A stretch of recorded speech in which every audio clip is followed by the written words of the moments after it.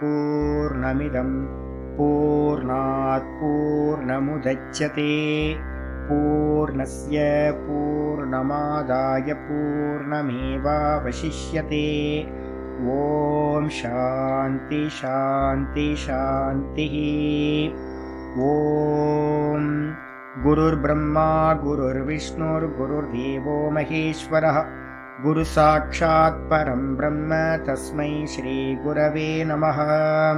शङ्करं शङ्कराचार्यं केशवं बादरायणं सूत्रभाष्यकृतौ वन्दे भगवन्तौ पुनः पुनः। ईश्वरो गुरुरात्मेति मूर्तिभेदविभागिने व्योमवद्व्याप्तदेहाय दक्षिणामूर्तये नमः।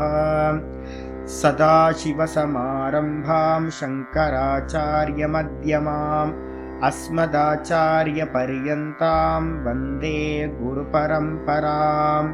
ॐ यो ब्रह्माणं विदधाति पूर्वं यो वै वेदांश्च प्रहिणोति तस्मै तं हदेवमात्मबुद्धिप्रकाशं मुमुक्षुर्वै शरणमहं प्रपद्ये। ॐ शान्ति शान्ति शान्तिः। ॐ असतो मा सद्गमय तमसो मा ज्योतिर्गमय मृत्योर्मामृतं गमय। ॐ शान्ति शान्ति शान्तिः।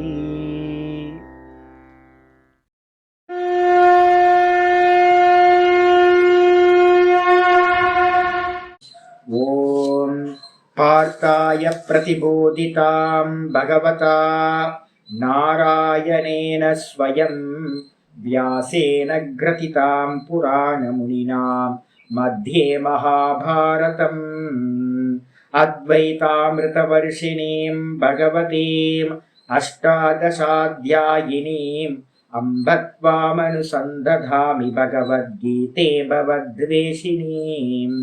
नमोऽस्तु ते व्यासविशालबुद्धे पुल्लारविन्दाय तपत्रनेत्र येन त्वया भारततैलपूर्णः प्रज्वालितो ज्ञानमयप्रदीपः प्रपन्नपारिजाताय स्तोत्रवेत्रैकपाणये ज्ञानमुद्राय कृष्णाय गीतामृतदुहे नमः।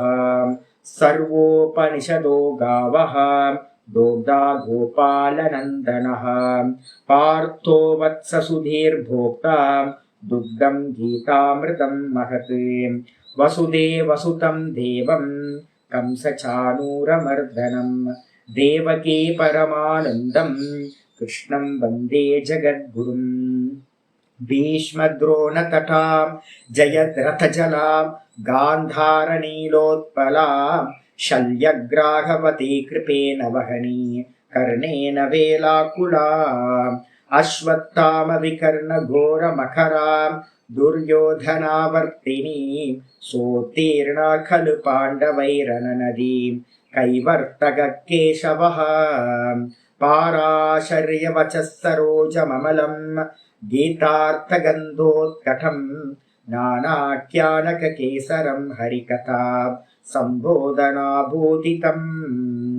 लोके सज्जनषट्पदैरहरः पेपीयमानं मुदा भूयाद्भारतपङ्कजं कलिमलं प्रध्वंसिनः श्रेयसे।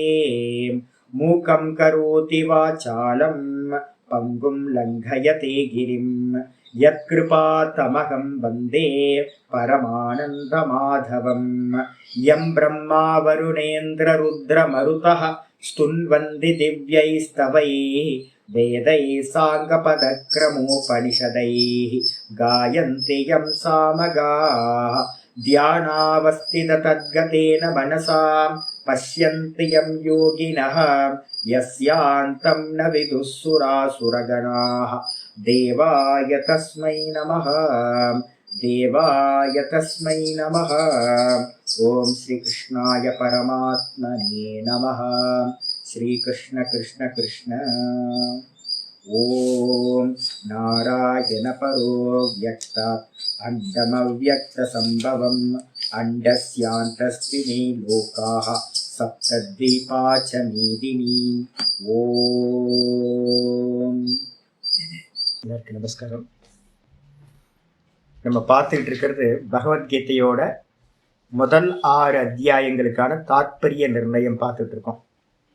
2 கிளாஸ் பார்த்துருக்கோம், இது 3வது கிளாஸ். முதல் பாஷ்யம் பார்த்தீங்கன்னா தாத்பரிய நிர்ணயத்துக்கு சங்கரோட அவதாரிக்கா பாஷ்யங்களை தான் நம்ம எடுத்துக்கிட்டு இருக்கோம். ஸ்லோகங்களுக்கு நம்ம அதிகம் போக போகிறதில்ல. இப்போது ஃபஸ்ட்டு சித்தாந்தத்தை பார்த்தீங்கன்னா கிளியர் பண்ணணும். சித்தாந்தத்தை கிளியர் பண்ணதுக்கு பிறகு ஸ்லோகங்களுக்குள்ளார போய் வகைப்படுத்த போகிறோம், எல்லாத்தையும் கிளாசிஃபிகேஷன் பண்ண போகிறோம். இதில் ஆச்சாரியர் என்ன பண்ணியிருக்காரு அப்படின்னா, முதல் தாத்பரிய நிர்ணயம் முதல் பாஷ்யத்தில் என்டையர் விஷயத்தையே பார்த்தீங்கன்னா சொல்லி முடிச்சிருக்கார்.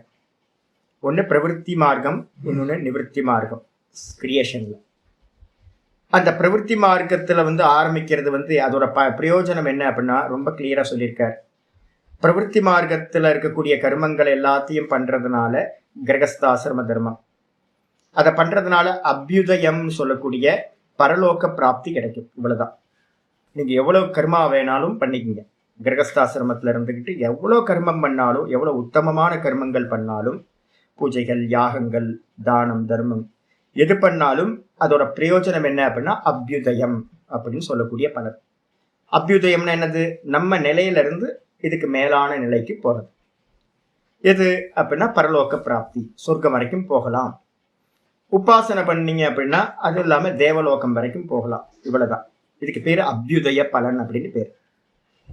இதே கர்மங்களை பார்த்தீங்கன்னா யாராவது பார்த்தீங்கன்னா நிஷ்காமியமாக அனுஷ்டானம் பண்ணுறாங்க அப்படின்னா அவங்களுக்கு என்ன பிரயோஜனம்னா சித்த சுத்தியை கொடுக்கறது மூலமா ஞானத்தை பார்த்தீங்கன்னா ஞான நிஷ்டைக்கான தகுதியை உண்டு செய்கிறது. ரொம்ப முக்கியமான பார்ட்டு. ஞான நிஷ்டையை அடையிறதுக்கு கர்மயோகம் தான் முக்கியமான யோக்கியத்தையை உண்டு பண்ணுது அப்படின்னு ஆச்சாரியர் முதல் பாஷ்யத்தில் தெளிவாக சொல்லியிருக்காரு. அப்போ பலன் ஆசைப்பட்டு பண்ணா அபியுதய பிரயோஜனம், அதே பலன்ல ஆசை இல்லாம பண்ணீங்கன்னா ஞான நிஷ்டைக்கு யோக்கியத்தையை உண்டு பண்றது மூலமா ஞானத்துக்கு அது காரணமாயிடுது. அதனால பார்த்தீங்கன்னா ஆச்சாரியர் என்ன பண்றார், இந்த கீதையில நிறைய இடத்துல பார்த்தீங்கன்னா இந்த கர்மயோகத்தை பத்தி திரும்ப திரும்ப நிறைய இடத்துல எப்படி பண்றாங்க அப்படின்னு, நிறைய ரிஷிமார்கள் எப்படி பண்றாங்க அப்படின்னு நிறைய சொல்லியிருக்கு ஸ்லோகம். அதெல்லாம் கோட் பண்ணார். அப்போ பார்த்தீங்கன்னா நல்லா தெளிவா தெரிஞ்சுக்கணும். கர்மத்தோட பிரயோஜனம் அபியுதயம், கர்ம யோகத்தோட பிரயோஜனம் சித்தசுத்தி, அதுக்கப்புறம் பார்த்தீங்கன்னா ஞானம், ஞான நிஷ்டா. இதுதான் பார்த்தீங்கன்னா ப்ராப்பரான வே. முதல் பாஷ்யத்துல இதை கம்ப்ளீட் பண்ணியாச்சு. 2வது பாஷ்யத்துல என்ன பண்ணியிருக்கோம் அப்படின்னு கேட்டீங்கன்னா, 2வது கிளாஸ்ல இந்த லோகத்துக்கு பார்த்தீங்கன்னா இந்த ஜென்மத்துக்கு எது காரணம் அப்படின்னு ஆச்சாரியார் ஒரு சைக்கிள் ஒன்று சொல்லியிருந்தார். இந்த மொத்த லோகமும் பார்த்தீங்கன்னா என்ன அப்படின்னா அகமேஷாம் மமயேதே, இதான் நான் இவர்களுடையவன், இவர்கள் என்னுடையவர்கள் அப்படின்னு அகங்காரமும் மமக்காரமும் எல்லா உறவுகள் மேலேயும் நமக்கு பார்த்தீங்கன்னா ரொம்ப மோகமானது இருக்கும். என்னுடைய மனைவி, என்னுடைய குழந்தைங்க, என்னுடைய அப்பா அம்மா அப்படின்னு பார்த்தீங்கன்னா எல்லாத்து மேலேயும் நம்ம என்ன பண்ணியிருக்கோம், மோகத்தை வச்சிருக்கோம். இதுல பார்த்தீங்கன்னா இதுக்கு என்ன பேர் அப்படின்னா பிராந்தி பிரத்யம் அப்படின்னு முக்கியமானது சொல்ற. பிராந்தி பிரத்யம்னா பொய்யறிவு. இந்த பொய்யறிவுனால என்ன உண்டாகுது அப்படின்னா இது எங்கேயாவது கட்டாயிடுமோன்னு நமக்குள்ளார ஒரு பயம் இருந்துகிட்டே இருக்கு. ஒன்று நான் போயிடுவேன், இல்லைன்னா மற்றவங்க போயிடுவாங்க. இந்த பயத்துக்காக பார்த்தீங்கன்னா நம்ம என்ன பண்றோம், எப்பவுமே சதா காலமும் மனுஷன்கிட்ட பார்த்தீங்கன்னா ஒரு சோகமும் மோகமும் பார்த்தீங்கன்னா உண்டாகிட்டே இருக்கு.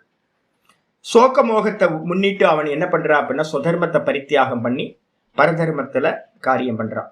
மோட்ச மார்க்கத்துக்கு போய் அவன் என்ன பண்ணணும், ஸ்டெப் பை ஸ்டெப்பா பிரம்மச்சரியம், கிரகஸ்தம், வானப்பிரஸ்தம், சந்நியாசம் எடுத்துக்கிட்டு ஞான நிஷ்டை அடைஞ்சு அவன் லிபரேஷன் ஆகணும். ஆனா அவன் லிபரேஷன் ஆகாம நிறைய பேருக்கு பார்த்தீங்கன்னா நம்ம நெஞ்சுக்கு தொட்டு சொன்னீங்கன்னா தெரியும், எல்லா உறவுகள்ல சிக்கிக்கிட்டு இருக்கோம். அதுக்கு தான் என்ன பேரு, மோகம். அதெல்லாம் நித்தியம்னு நம்ம நினைச்சுக்கிட்டு இருக்கோம், மோகத்துல மாட்டிக்கிட்டு இருக்கோம். அதனால பார்த்தீங்கன்னா சோகம் வந்துகிட்டே இருக்கு. நான் இங்க இருந்து புஷ்அப் பண்ணிக்கிட்டே இருப்பேன், எல்லாத்தையும் மோகத்தை விடணும்னு. ஆனா வீட்டுல இருக்கிற உறவுகள் எல்லாம் பார்த்தீங்கன்னா மோகத்தை உண்டு பண்ணி எப்படி விடுறது, எப்படி இதுல இருந்து நம்ம வெளியில வர்றது அப்படின்னு தெரியாம இருக்கும். சோகம் உண்டாயிட்டே இருக்கும். என்னுடைய பாடத்தை கேட்க கேட்க உங்களுக்கு வந்து பார்த்தீங்கன்னா கீதையை ஒழுங்கா படிக்க படிக்க ஒரு சோகம் உண்டாகும். ஐயோ நம்மளால முடியலையே அப்படின்னு. ஏன் அப்படின்னா மோகம் நம்மள்ட்ட அவ்வளோ இருக்கு. அந்த மோகமும் சோகமும் என்ன பண்ணுது அப்படின்னு கேட்டீங்கன்னா, நம்ம மோட்சத்துக்கான பிரவருத்தியில அடுத்தடுத்த ஸ்டெப் போகாம நம்மளை என்ன பண்ணுது, சுதர்மத்தை விட்டுட்டு நம்ம வந்து பார்த்தீங்கன்னா பின்னாடியே கீழேயே இருக்கிறோம். கிரகஸ்தாசிரமத்திலே ஜீவனத்தை முடிச்சுட்டு போயிடுவோம். வானப்பிரஸ்தமோ சந்நியாசமோ நம்ம போகவே மாட்டோம். சரி, இந்த இந்த ஸ்டெப்ஸ் வந்து பார்த்தீங்கன்னா எல்லா வேதங்களும் இதை தான் சொல்லுது. பிரவருத்தியிலேயே முதல்ல, அதுக்கப்புறம் நிவர்த்தி தர்மத்தை ஆசிரியம் பண்ணு, நிவர்த்தி தர்மத்தில இருந்து என்ன பண்ணு, மோட்சத்தை அடைய அப்படின்னு. நம்ம என்ன பண்ண மாட்டோம், நிவர்த்தி தர்மத்துக்கு போகவே மாட்டோம். அதான் பரதர்மம்ன்றது. அப்ப சுதர்மத்தை வந்து பார்த்தீங்கன்னா நிவர்த்தி தர்மத்துக்கு போகாம பரதர்மமா இருக்க கிரகஸ்தாசிரமத்திலேயே இருந்துகிட்டு லௌகிகமான கர்மங்கள் பண்ணிக்கிட்டு மோக பந்தத்துல இருந்துகிட்டு இருப்போம். அப்ப என்ன அர்த்தம், சுதர்மத்தை பரித்தியாகம் பண்றோம், பரதர்மத்தை வந்து பார்த்தீங்கன்னா நல்லா பண்றோம். அதனால என்ன கிடைக்கும் அப்படின்னு கேட்டீங்கன்னா, நிறைய பேர் சுதர்மத்தை பண்றவங்களும் இருக்காங்க. நிறைய வந்து ஸ்டெப் பை ஸ்டெப்பா போய் சுதர்மத்தை பண்றவங்களும் இருக்காங்க. அந்த சுதர்மத்தை பண்றவங்களையும் கூட என்ன இருக்கு அப்படின்னா, கிரகஸ்தாசிரமத்தில் இருக்கிறவங்க அவங்க தர்மத்தை பண்றாங்க, வானப்பிரஸ்தத்தில் இருக்கிறவங்க அவங்க தர்மத்தை பண்றாங்க, சன்னியாசத்தில் இருக்கிறவங்க அவங்க தர்மத்தை பண்றாங்க. அப்படி சுதர்மத்தை பண்ணினாலும் கூட அவங்கள்ட்ட என்ன இருக்கு அப்படின்னா, ஒன்று வந்து பார்த்தீங்கன்னா பலன் மேல ஆசையோட பண்றாங்க. ரெண்டாவது வந்து பார்த்தீங்க அப்படின்னா கர்த்திருவ புத்தி அவங்கள்ட்ட ஸ்ட்ராங்கா இருக்கு, நான் கர்த்தா அப்படின்னு. அதனால வந்து பார்த்தீங்கன்னா சுதர்மத்தை பண்றவங்களும் கர்மத்தை நிறைய பண்ணிக்கிட்டு போறாங்க. சுதர்மத்துல இருந்து பரதர்மத்தை பண்றவங்களும் இந்த உறவுகள் அதுல சிக்கல்ல சிக்கிக்கிட்டு மோகத்தினால என்ன பண்ணிட்டு இருக்காங்க, நிறைய கர்மங்களை பண்ணிக்கிட்டே இருக்காங்க.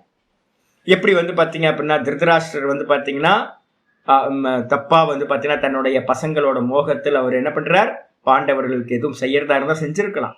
ஆனா என்ன மோகத்தினால என்ன பண்றார், பிள்ளையோட மேல துரியோதனன் மேல இருந்த மோகத்தினால அவன் சொன்னதெல்லாம் கேட்டு மகா பாத்தகங்களுக்கு எல்லாத்துக்கும் துணை போனார். அப்ப அவருக்கும் பாப்பம், அவரோட பசங்களுக்கும் பாப்பம் வந்துச்சு. அதே நேரத்தில் வந்து இதே மாதிரி தான் நம்மளும் என்ன பண்ணுறோம் அப்படின்னா மோகத்தினால வந்து பார்த்தீங்கன்னா குழந்தைங்க பேர குழந்தைங்கன்னு நம்ம என்ன பண்ணுறோம், மோகத்தில் மாட்டிக்கிட்டு நம்மளை சுற்றி இருக்கிறவங்களோட இதில் எல்லாமே சாஸ்வதம் நினச்சி பரதர்மத்தை பண்ணுறோம். அதனால நிறைய புண்ணியமும் பண்ணுறோம், பாப்பமும் பண்ணுறோம். அதே நேரத்தில் சுதர்மத்தை பண்ணுறவங்களும் நிறைய புண்ணியமும் பண்ணுறாங்க, பாப்பமும் பண்ணுறாங்க. அதனால என்ன ஆகுது அப்படின்னு கேட்டிங்கன்னா, நிறைய கர்மா வந்து நமக்கு குவிஞ்சு போயிடுது.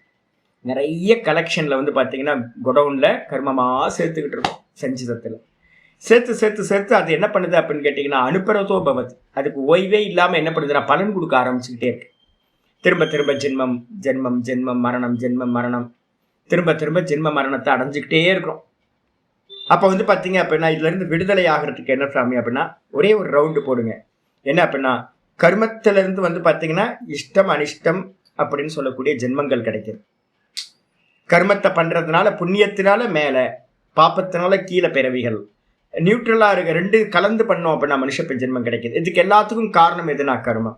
கர்மத்துக்கு காரணம் எது அப்படின்னு கேட்டிங்கன்னா, கர்மத்தை ஏன் பண்ணுறோம் அப்படின்னு கேட்டிங்கன்னா எல்லா கர்மங்களுக்கும் பின்னாடி வந்து பார்த்தீங்கன்னா காமம். என்ன காமம் சுவாமி இருக்குது அப்படின்னா, என் குழந்தைங்க நல்லா இருக்கணும், என்னோட சந்ததி நல்லா இருக்கணும், நான் எப்பவுமே இங்கே இருக்கணும், நான் சுகமாக இருக்கணும். இது மாதிரி நிறைய வந்து பார்த்தீங்கன்னா நமக்கு வந்து உள்ளுக்குள்ளார ஏகப்பட்ட காமங்கள் இருக்கு.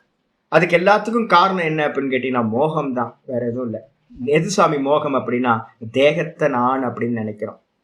என்னோட தேகத்தையும் நான் நினைச்சிட்டேன், அதே மாதிரி மற்றவங்களோட தேகத்தையும் அது சத்தியம் நினைக்கிறோம். உள்ள இருக்கிற ஆத்மாவை அறியறதே இல்லை. வேஷத்தை வந்து பார்த்தீங்கன்னா நம்ப ஆரம்பிச்சிட்டோம் தனித்தனியா. அதுக்காக வந்து பார்த்தீங்கன்னா மோகம்னா அவித்யா, அவித்யினால சோகம் உண்டாகுது, சோகத்தை நீக்கிறதுக்காக கர்மா பண்றோம், கர்மத்தினால திரும்ப திரும்ப பிறந்துகிட்டே இருக்கும். இதுக்கு என்ன பண்ணணும் அப்படின்னு கேட்டீங்கன்னா முதல்ல அவித்யாவை நாசம் பண்ணணும். அதான் மூல காரணம். எல்லாத்துக்கும் காரணம் எது அப்படின்னா ஆச்சாரியர் சொல்றார், சோக மோகத்தை நிமித்தமா வச்சுக்கிட்டு தான் சோகம் மோகம், இந்த ரெண்டும் அவித்யா. இந்த ரெண்டுத்தை வச்சுக்கிட்டு தான் ஜென்மமானது திரும்ப திரும்ப எடுத்துக்கிட்டு இருக்கோம். எடுத்தோன்னு வந்து பார்த்தீங்கன்னா அவித்யாவில் கை வச்சு நாசம் பண்ண முடியுமா? நான் பண்ண முடியாது. அப்போ என்ன பண்ணணும்னு சொன்னீங்கன்னா முதல் ஸ்டெப் இது பண்ணுங்க. முதல் ஸ்டெப் எது அப்படின்னா நமக்கு ஜென்மம் கிடைக்கிறதுக்கு எது காரணம்? கர்மா. அப்போ கர்மத்தை வந்து பார்த்தீங்கன்னா தியாகம் பண்றது மூலமா முதல் ஸ்டெப்பு கர்மத்தை தியாகம் பண்றது. அதுக்கு என்ன பேரு அப்படின்னா சர்வ கர்ம சந்நியாச பூர்வகம். சர்வ கர்மங்களையும் தியாகம் பண்றதை முன்னிட்டு அப்ப கர்மத்தை தியாகம் பண்ணிட்டு அதுக்கு அடுத்து என்ன ஸ்டெப் பண்றோம்? அந்த அவித்யாவை நாசம் பண்றதுக்கான ப்ராசஸ்ல இறங்குறது.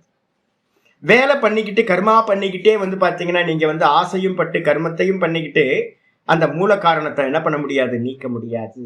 அதனால என்ன பண்ணிருக்கு சாஸ்திரம் சொல்லுது, பிரவருத்தியில இருந்தோம் அப்படின்னா ஜென்மம் கிடைச்சிக்கிட்டே இருக்கும். நிவர்த்திக்கு வரணும் அப்படின்னா சர்வ கர்ம சந்நியாசம் பண்ணிக்கணும். சர்வ கர்ம சந்நியாசம் பண்ணிட்டு அவித்யாவை நீக்கிறதுக்காக என்ன பண்ணணும், சிரவணம் மனனம் நிதித்தியாசனத்துல ஈடுபட்டு அந்த மோகத்தை வந்து பார்த்தீங்கன்னா நாசம் பண்ணணும் அப்படின்னு வந்து பார்த்தீங்கன்னா ஸ்டெப்ஸ் தான். இதை வந்து 2வது அத்தியாயத்துல பாஷ்யத்துல சொல்லி முடிச்சாச்சு. அப்ப கர்மத்தை தியாகம் பண்ணணும்னா என்ன பண்ணணும் சாமி அப்படின்னு கேட்டீங்கன்னா, கர்மத்தை தியாகம் பண்றதுன்றது 2-3 விதங்களா சொல்றோம். இதுல வந்து எடுத்தோன்னு ஒருத்தர் வந்து பாத்தீங்கன்னா 3வது அத்தியாயத்துல ஆரம்பிக்கும் போதே ஒரு ஸ்லோகம் இருக்கு. 3வது அத்தியாயத்துல ஆரம்பிச்ச உடனே வந்து பாத்தீங்கன்னா ஆச்சாரியர் சொல்றார் என்னன்னு கேட்டீங்கன்னா, நகி கஷ்டி க்ஷணம் அப்படி ஜாத்து திஷ்டத்திய கர்மகிருத். இந்த உலகத்துல ஒரு ஜீவனம் வந்து பாத்தீங்கன்னா 3வது அத்தியாயத்துல 5வது ஸ்லோகத்துல சொல்றார், இந்த உலகத்துல ஒருபோதும் ஒரு ஜீவனும் கர்மம் செய்யாமல் இருக்கவே முடியாது. ஏதோ ஒரு ஆக்ஷன் நடந்துகிட்டே இருக்கும் உடம்புல. அப்ப வந்து பாத்தீங்கன்னா கர்மத்தை விட்டுட்டு வந்து பாத்தீங்கன்னா தாம் இருக்கிறது முடியாது. காரியத்தை ஹெவச கர்ம சர்வ பிரகிருதி ஜெயிர் குணை. இந்த மாயையில வசப்பட்டு நம்ம வசம் இல்லாமல் நம்ம என்ன பண்ணுவோம், கர்மத்தை பண்ணிக்கிட்டே இருப்போம். ஆனா கர்மத்தை பண்றதுனால என்னாகும், புண்ணியம் பாப்பம் அதிகமாயிட்டே போகும், ஜென்மம் கிடைச்சிக்கிட்டே இருக்கும். அப்ப கர்மத்தை நிப்பாட்டணும்னா என்ன சுவாமி பண்ணணும் அப்படின்னா, 3வது சாப்டர்ல ஆரம்பிக்கும் போதே அதுக்கான உபாயத்தை ஆச்சாரியர் ஆரம்பிக்கிறார். என்ன அப்படின்னு கேட்டீங்கன்னா, கர்மத்தை பண்ணினா அபியுதய பிரயோஜனம், கர்ம யோகத்தை பண்ணினா சித்தசுத்தி. அப்ப முதல்ல வந்து பாத்தீங்கன்னா கர்மத்துல வந்து பாத்தீங்கன்னா எத்தனை விஷயம் இருக்கு அப்படின்னு கேட்டீங்கன்னா, ஒண்ணு கர்த்திருவம், இன்னொன்னு வந்து பாத்தீங்கன்னா போக்திருத்துவம். இந்த 2 தன்மைகள் இருக்கு. இந்த கர்த்திருவத்துல கை வைக்க முடியாது முதல்ல, அது வந்து மூலமா இருக்கு. அப்ப முதல்ல வந்து எங்க கை வைக்கிறோம் அப்படின்னா, போக்திருத்துவம் சொல்லக்கூடிய கர்ம பலனையை அனுபவிப்பவன் அப்படின்ற தன்மையில என்ன பண்ணணும், டிஸ்ட்ராய் பண்ணணும். அதுக்காக வந்து பாத்தீங்கன்னா நான் எந்த கர்மா பண்ணினாலும் அந்த கர்மத்தை வந்து பாத்தீங்கன்னா ஈஸ்வரார்ப்பணமா பண்றது ஒரு முதல் ஸ்டெப். அப்போ ஈஸ்வரார்ப்பணம் பண்ண என்ன கிடைக்கும், நான் வந்து போக்திருத்துவத்தை வந்து பாத்தீங்கன்னா என்ன பண்றேன், நான் போக்தா பலனை அனுபவிப்பவன் அப்படின்ற விஷயத்தை வந்து பார்த்தீங்கன்னா நியூட்ரலைஸ் பண்ற, மனசுல இருந்து மெதுவா அதை கம்மி பண்ணிக்கிட்டு ஈஸ்வர அர்ப்பணம், என்ன கொடுத்தாலும் பரவாயில்ல பகவான் கொடுத்தா அப்படின்னு ஒரு மனநிலை வர வர வர அந்த போக்திருத்துவம் கம்மியா. அதுக்கப்புறம் கர்த்திருவத்திலையும் என்ன பண்ண போறோம் அப்படின்னு கேட்டீங்கன்னா, சொல்ல போற ஸ்லோகங்கள்லாம் கர்த்திருவத்திலையும் ஆச்சாரியர் என்ன பண்றாரு, மெதுவா நான் வந்து பார்த்தீங்கன்னா கவுனகர்த்தானா நான் வந்து பார்த்தீங்கன்னா ஒரு ஸ்லேவ், வேலைக்காரன். முக்கியமான கர்த்தா யாரு அப்படின்னா எஜமானர் வந்து பார்த்தீங்கன்னா ஈஸ்வரன் தான் முக்கியமான கர்த்தா அப்படின்னு கர்த்திருவத்தையும் நம்ம என்ன பண்றோம், நியூட்ரலைஸ் பண்றதுக்காக நான் வேலைக்காரன் ஸ்லேவ் அப்படின்னு தாசன் அப்படின்ற பாவத்துல நம்ம பண்ண ஆரம்பிக்கிறோம். கர்மத்தையும் பாதி கம்மி பண்றோம். கர்த்திருவத்துல பாதி கர்த்திருவம் வந்துடும், மீதி பாதி கர்த்திருவம் பகவான் இடத்துல போயிடும். அதுக்கு அடுத்தது ஸ்டெப்பு போகும்போது தான் ஞானம். ஒரு குருநாதர் வந்து பாத்தீங்கன்னா ஞானத்தை போதிக்கிறார். வாஸ்தவத்துல வந்து பாத்தீங்கன்னா இங்க கர்மம் நடக்கவே இல்லை, இருக்கிறது எல்லாமே வந்து பாத்தீங்கன்னா சொப்பன திருஷ்யம் மாதிரி.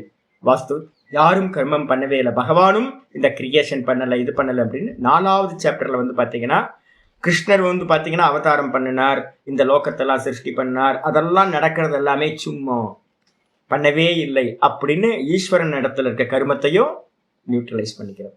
அப்ப யாரு கர்மா பண்றா, யாரும் கர்மம் பண்ணவே இல்லை அப்படின்னு வந்து பாத்தீங்கன்னா புரிஞ்சுக்கிறது 4வது அத்தியாயத்துல அது சொல்ல போகுது. அப்ப கர்த்திருவத்தை நாசம் பண்றதுக்கு, போக்திருத்துவத்தை நாசம் பண்றதுக்காகத்தான் கர்ம யோகத்தை நம்ம அப்ளை பண்றோம். அதுக்கப்புறம் தான் மூல காரணமா இருக்கிற கர்த்திருவத்தை நாசம் பண்ணணும். கர்த்திருவம் போயிடுச்சு அப்படின்னா இந்த சம்சாரம் போயிடுச்சுன்னு அர்த்தம். முழுசா நீங்க வந்து பாத்தீங்கன்னா அப்பதான் கர்மத்தை தியாகம் பண்ணதாகும்.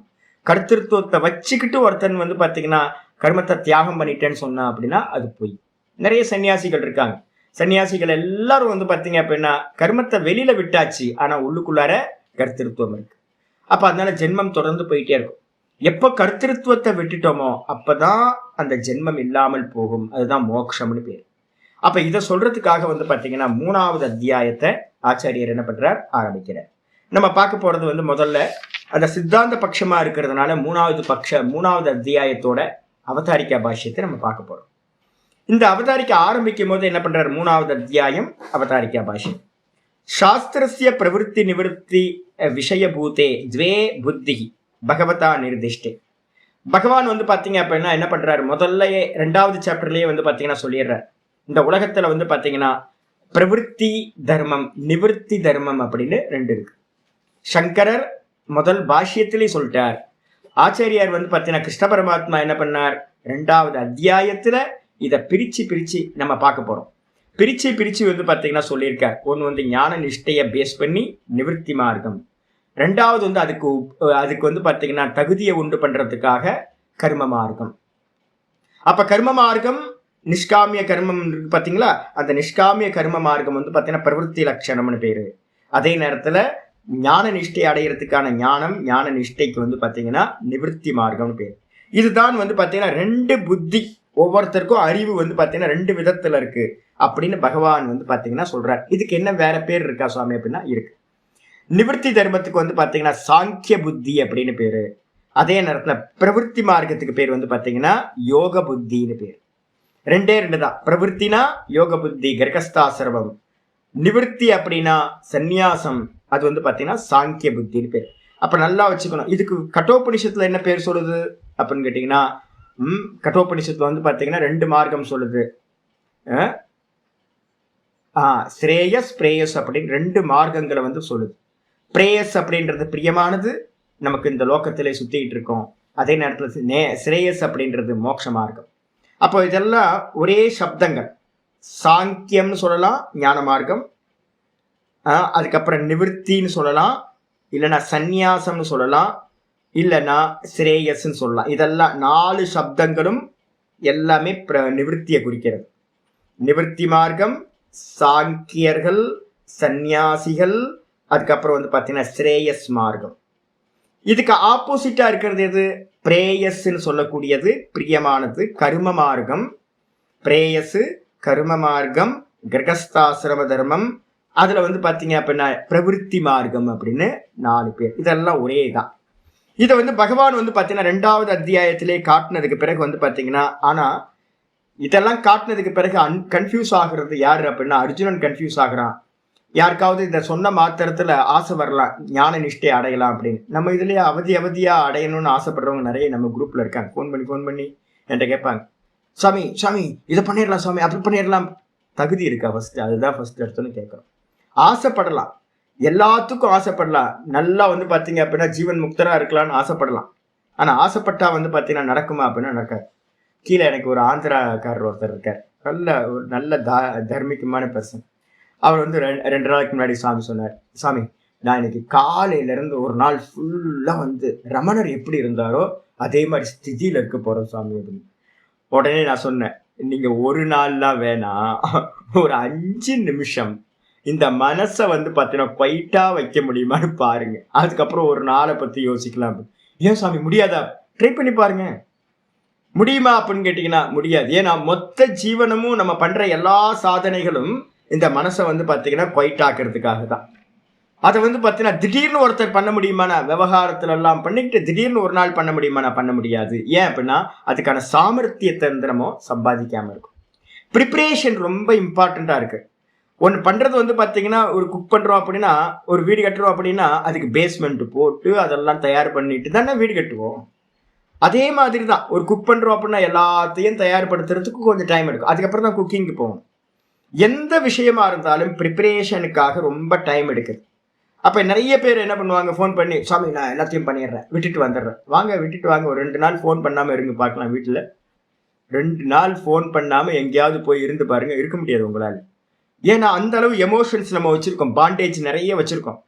அப்ப அதனால அர்ஜுனனுக்கு வந்து பாத்தீங்கன்னா ஆச்சாரியர் என்ன பண்றார், 2வது அத்தியாயத்துல வந்து பாத்தீங்கன்னா சாங்கியத்தை பத்தி சொல்றார், நல்ல ஞானத்தை பத்தி சொல்றார். அதுக்கப்புறம் ஞான நிஷ்டைக்காக ஸ்திதப்பிரஜ்ஞ லட்சணம் அப்படின்னு அதையும் வந்து பாத்தீங்கன்னா ஞானிகளோட லட்சணத்தையும் சொல்றார். சொல்லிட்டு வந்து பாத்தீங்கன்னா கிருஷ்ணர் வந்து என்ன பண்றார், நீ வந்து ஞானத்துக்கும் அருகதை இல்லை, ஞான நிஷ்டைக்கும் அருகதை இல்லை, உனக்கு எதுல அதிகாரம் அப்படின்னா கர்மன்யேவாதிகாரஸ்தே மா ஃபலேஷு கதாச்சன் அப்படின்னு வந்து பாத்தீங்கன்னா 2:45 46 சொல்றார். 47 சொல்றார், உனக்கு கர்மத்துல மட்டும்தான் அதிகாரம் அப்படின்னு. அப்போ நமக்கு என்ன தெரியணும் அப்படின்னா, நமக்கு விஷன் தெரியணும், நல்ல பாதை எங்கெல்லாம் போகணும், என்ன முடிவுன்னு தெரியணும். ஆனா நம்ம எங்க நிக்கணும், நமக்கு எதுல அதிகாரம் அப்படின்னு ஒருத்தருக்கு தெரியணும். இந்த தெரியற விஷயத்துக்காக வந்து பாத்தீங்கன்னா இந்த 3வது சாப்டர்ல வந்து பாத்தீங்கன்னா எனக்கு ஏதாவது ஒண்ணு சொல்லு அப்படின்னு அர்ஜுனன் கேட்கிறான். எனக்கு எதை பண்றதுன்னு தெரியல, பிரவருத்தியில போறதா இல்ல நிவர்த்தியில போறதா, எல்லா போரையும் நிப்பாட்டிட்டு நான் காட்டுக்கு போறதா, இல்ல வந்து பாத்தீங்கன்னா இந்த வார் பண்றதா. இந்த 2 தான் இருக்கு. யுத்தம் பண்றதா இல்ல காட்டுக்கு போறதா, ஞான நிஷ்டை அடையிறதுக்காக போய் கண்டமுடி உட்கார்றதா அப்படின்னு. அப்ப கன்ஃபியூஸ்ல சொல்லும் போது வந்து பாத்தீங்கன்னா ஆச்சாரியார் திரும்பவும் 3:3ல வந்து பாத்தீங்கன்னா ஆரம்பிக்கிறார். லோகேஸ்மின் துவிதா நிஷ்டா புரா புரோக்தா மயானக ஞான யோகேன சாங்கியானம் கர்ம யோகேன யோகினா. ஆச்சாரியர் ரொம்ப தெளிவா சொல்ற, இந்த உலகத்துல 2 நிஷ்டைகள் இருக்குப்பா. இந்த 2 நிஷ்டைகள்ல வந்து பாத்தீங்கன்னா முதல் நிஷ்டை வந்து பாத்தீங்க அப்படின்னா ஞான யோகம்ன்ற சாங்கியம். ஞான யோகம் சொல்லலாம், சாங்கியம் சொல்லலாம், நிவர்த்தி மார்க்கம் சொல்லலாம், ஸ்ரேயஸ் மார்க்கம் சொல்லலாம். இத்தனை பேர் இருக்கு. இதுல வந்து பாத்தீங்கன்னா இது ஒரு மார்க்கம். இதுக்கு அந்நியமா வந்து பாத்தீங்கன்னா கர்மயோகம்னு சொல்லக்கூடிய யோகிகள் பண்ணக்கூடிய மார்க்கம் கர்மயோகம் கிரகஸ்தாசிரமத்துல இருக்கிறது. அது வந்து பாத்தீங்கன்னா ப்ரிப்பரேஷன். முதல்ல வந்து பாத்தீங்கன்னா எதை அனுஷ்டானம் பண்ணணும்னா மந்திரங்கள் எல்லாம் சொல்லுது. முதல்ல வந்து பாத்தீங்கன்னா எது கர்ம மார்க்கத்தை தான் அனுஷ்டானம் பண்ணணும். அது வந்து குவாலிட்டியை உண்டு பண்ணும். அதுக்கப்புறம் தான் நிவர்த்தி மார்க்கத்துக்குள்ளார போகணும். யாரெல்லாம் இப்ப பாடம் கேட்டுக்கிட்டு இருக்கீங்களோ, பாடம் கேட்கறது ரொம்ப ஈஸி, ஆனா கர்மயோகம் பண்றது ரொம்ப கஷ்டம். நல்லா புரிஞ்சு. ஆனா கர்மயோகம் பண்ணினீங்கன்னா தான் உங்களுக்கு யோக்கியத்தை உண்டாகும். பின்னாடி வந்து பாத்தீங்கன்னா சிரவண மனனம் பண்றதுக்கும் நிதித்தியாசனம் பண்றதுக்கான சாமர்த்தியம் இந்த கர்மயோகத்தினாலதான் கிடைக்கும். அதனாலதான் விவேகானந்தர் வந்து பாத்தீங்கன்னா தலையா அடிச்சுக்கிட்டாரு. பாவம் விவேகானந்தர் புரிஞ்சுக்கவே இல்லை, யாரும் புரிஞ்சுக்கல. என்ன ஆகி போச்சு அப்படின்னு கேட்டீங்கன்னா வேற எங்கெங்கயோ ரூட்டு போயிடுச்சு. கீதா சொல்றது வந்து பாத்தீங்கன்னா அப்படியே விவேகானந்தர் தலையா அடிச்சுட்டார். கர்மயோகம் பண்ணுங்க, கர்மயோகம் பண்ணுங்க, கர்மயோகம் பண்ணுங்க விட்டுட்டோம். கர்மயோகம் தான் ஒருத்தருக்கு வந்து பாத்தீங்க அப்படின்னா நம்ம நிஷ்டையை அடையறதுக்கு ரொம்ப ஹெல்ப் பண்ணும். இல்ல அப்படின்னா நம்ம புத்தியா புரிஞ்சுக்கிறோம், நல்லா அண்டர்ஸ்டாண்ட் பண்ணிக்கிறோம் அப்படின்னா அண்டர்ஸ்டாண்ட் பண்ணுவீங்க. கர்மயோகம் இல்லைன்னா உட்காரவே முடியாது, உங்களால அனுபூதிக்கு போகவே முடியாது. நல்லா புரிஞ்சுங்க. அப்ப ஞான நிஷ்டைக்கு யோக்கியத்தைய உண்டு பண்றதே இந்த கர்மயோகம். என்ன பண்ணும் கர்மயோகம்? சமத்துவம் யோக உச்சியது, மனசோட சமநிலையை கொடுக்கும். இந்த உலகத்திலேயே வந்து பாத்தீங்கன்னா வேற எதனாலையும் சாதிக்க முடியாது, இந்த கர்மயோகத்தினால சாதிக்க முடியும். ஆச்சாரியர் என்ன பண்றாரு அப்படின்னு கேட்டீங்கன்னா அந்த கர்மயோகத்தை பண்ணும்போது இந்த இதுலலாம் கர்மகாண்டிகள் நிறைய பேர் இருக்காங்க. இந்த கர்மகாண்டிகள் என்ன பண்றாங்க? வைதிக கர்மத்துல ரொம்ப பிடிப்புடையவங்க. லௌகிகத்துல இருக்கிறவங்க என்ன பண்றாங்கன்னா லௌகிக கர்மத்துல ரொம்ப பிடிப்போட இருக்காங்க. 2 பேத்துக்கும் இருக்கு. வைதிக கர்மத்துக்கு என்ன பேர் அப்படின்னா ஸ்ரௌத்த கர்மம் அப்படின்னு பேர். லௌகிக கர்மத்துக்கு வந்து பாத்தீங்கன்னா என்ன கர்மா அப்படின்னு பேட்டினா ஸ்மார்த்த கர்மான்னு பேர். இப்ப நமக்கு வந்து பாத்தீங்கன்னா 2 கர்மா ஒருத்தருக்கு முன்னாடி நிக்குது. ஒண்ணு வந்து பாத்தீங்கன்னா கிரகஸ்தர்கள் எல்லாருமே என்ன பண்றோம் அப்படின்னா அவங்களுக்கு ஸ்மார்த்த கர்மங்களும் அதே நேரத்துல ஸ்ரௌத்த கர்மங்களும் 2மே விதிக்கப்பட்டிருக்கு. 2த்தையும் பண்ணிக்கிட்டே இருக்கணும் அப்படின்னு. அப்ப கேள்வி வருது, நீங்க கர்மத்தை விடணும்னு சொல்லியிருக்கீங்களே சுவாமி, கர்மத்தை விடணும்னா எப்படி விடுறது? யார் எந்த கர்மத்தை விடுறது அப்படின்னு கேள்வி வருது. அப்ப வந்து பாத்தீங்கன்னா யாருக்காவது ஐடியா வரலாம். நிறைய இப்ப நம்ம பேசிட்டு இருக்கிறது தான். சன்னியாசிகள் என்ன பண்ணிட்டாங்க அப்படின்னு கேட்டீங்கன்னா வைதிக கர்மத்தை விட்டுட்டாங்க. இப்ப நடந்துகிட்டு இருக்கிறத நான் சொல்றேன் உங்களுக்கு. அதுதான் ஆச்சாரியர் எழுதியிருக்காரு. என்ன பண்ணிட்டாங்க அப்படின்னா அக்னியை தொடக்கூடாது அப்படின்னு வந்து பாத்தீங்கன்னா நிறைய சன்னியாசிகள் மத்தியில் அக்னியை தொடக்கூடாது அப்படின்னு ஒரு முடிவு எடுத்தாச்சு. ஆக்சுவலா அக்னி கர்மான்றது எதை குறிக்குது அப்படின்னா ஸ்ரௌத்த கர்மத்தை குறிக்கிறது. அவங்க ஸ்ரௌத்த கர்மத்தை எதையும் பண்றதில்ல. ஹோமங்கள்லாம் வந்து பாத்தீங்கன்னா சுவாகான்னு சொல்லி ஹோமங்கள்லாம் பண்றதில்ல. எங்கேயும் ஹோமங்கள் கர்மங்கள் எதுலையுமே உட்கார்றதில்லை. ஆனா எல்லா சன்னியாசிகளும் வந்து பாத்தீங்கன்னா எந்த கர்மத்தை பண்ணிட்டு இருக்காங்கன்னா ஸ்கூல் கட்டுறது, கோயில் கட்டுறது, அன்னதானம் பண்றது, இது மாதிரி நிறைய வந்து பாத்தீங்க அப்படின்னா கர்மங்கள்ல ஈடுபடுறாங்க. அதெல்லாம் என்ன கர்மா அப்படின்னா ஸ்மார்த்த கர்மங்கள் அப்படின்னு பேர். அப்ப வந்து பாத்தீங்கன்னா சன்னியாசினா என்ன பண்ணலாம் அப்படின்னா ஸ்மார்த்த கர்மத்தை பண்ணிக்கலாம், ஆனா வந்து பாத்தீங்கன்னா ஸ்ரௌத்த கர்மத்தை பண்ணக்கூடாது அப்படின்னு இப்ப பிரச்சலித்தமா அதுதான் நடந்துட்டு இருக்கு. ஒரு பட்சம் கிரகஸ்தர்களை கேட்டா வந்து பாத்தீங்கன்னா கிரகஸ்தர்களுக்கு வந்து சொல்லும் போது சொல்றாங்க, யார் கர்மகாண்டிகள் சொல்றாங்க ஸ்ரௌத்த கர்மத்தை நீங்க விடவே கூடாது. எது வரைக்கும்? குர்வன்னேவேக கர்மாணி ஜிஜி விஷேச்சதகுசமாஹா. ஈஷாவாசியத்துல வந்து மந்திரம் சொல்லுது, நீ எது வரைக்கும் ஜீவிச்சுக்கிட்டு இருக்கியோ அது வரைக்கும் வந்து பாத்தீங்கன்னா கர்மத்தை பண்ணிக்கிட்டே இருக்கணும். யாவஜீவம் அக்னிஹோத்திரம் ஜுஹ்யாத்துன்னு ஒரு விதி இருக்கு. எது வரைக்கும் ஜீவிச்சுக்கிட்டு இருக்கியோ அது வரைக்கும் வந்து பாத்தீங்கன்னா அக்னிஹோத்திரத்தை பண்ணிக்கிட்டே இரு. அப்ப என்ன அர்த்தம்? மத்த கர்மம் லௌகிகமா இருக்க கர்மத்தை தியாகம் பண்ணிடலாம், ஆனா வைதிக கர்மத்தை தியாகம் பண்ணவே கூடாது. இது வந்து பாத்தீங்கன்னா ஒரு குரூப் ஆஃப் பீப்புள்கிட்ட, இன்னும் வைதிகத்தை சார்ந்து இருக்கிறவங்கள்ட்ட எல்லாத்துக்கும் இருக்கு. நீங்க எங்க போனீங்கனாலும் வேதம் படிச்சவங்களா இருக்கட்டும், இல்ல வேதம் படிச்சவங்களை சார்ந்து இருக்கிறவங்களா இருக்கட்டும், இவங்க என்ன பண்ணுவாங்க? வைதிக கர்மத்தை விடுறதுக்கு அவங்களுக்கு பயம், உள்ளுக்குள்ளார பயம் இருக்கும் எல்லாத்துக்கும். ராமச்சந்திரன்ஜி உங்களுக்கு தான் சொல்லிட்டு இருக்கேன். அப்ப வந்து பாத்தீங்கன்னா எல்லாத்துக்கும் வந்து பாத்தீங்கன்னா பயம் இருக்கும். என்ன அப்படின்னா, ஐயோ வைதிகத்தை எப்படி விடுறது, வைதிக கர்மத்தை எப்படி விடுறது அப்படின்னு. அப்ப என்ன பேக்ரவுண்ட் அப்படின்னா, நல்ல அந்த அந்த ஃபேமிலி வந்துகிட்டு இருக்கும் போதே பெரியவங்க சொல்லி சொல்லி சொல்லி நம்ம சரௌண்டிங்ல இருக்கிறவங்க எல்லாம் வைதிகத்து மேல நமக்கு ரொம்ப பிடிப்பை உண்டு பண்ணியிருப்பாங்க. நம்ம வைதிக கர்மத்தை விட மாட்டோம், ஆனா லௌகிகத்தை விட்டுருவோம். வெளியில இருக்க கர்மத்தை எல்லாம் பண்ணாம வீட்டுல உட்காந்துட்டு ஆனந்தமா வைதிகத்தை பண்ணிட்டு இருப்போம். சன்னியாசிகள் என்ன பண்ணுவாங்க, வைதிகத்தை விட்டுருவாங்க. வைதிகத்தை விட்டுட்டு ஸ்கூல் நடத்துறது, அது பண்றது, இது பண்றதுன்னு ஊர்ல இருக்க கண்ட கர்மத்தையும் பண்ணிட்டு இருப்பான். பாருங்க, ஆப்போசிட்டா இருக்கா. ஆனா சாஸ்திரம் என்ன சொல்லுது அப்படின்னு கேட்டீங்கன்னா, சர்வ கர்ம சந்நியாசம், இதுதான் சொல்லுது சாஸ்திரம். ஆச்சாரியர் என்ன பண்றாருன்னா, அந்த 3வது அத்தியாயத்திலோட பாஷ்யத்துல வந்து ஒவ்வொரு பட்சமா எடுக்கிறார்.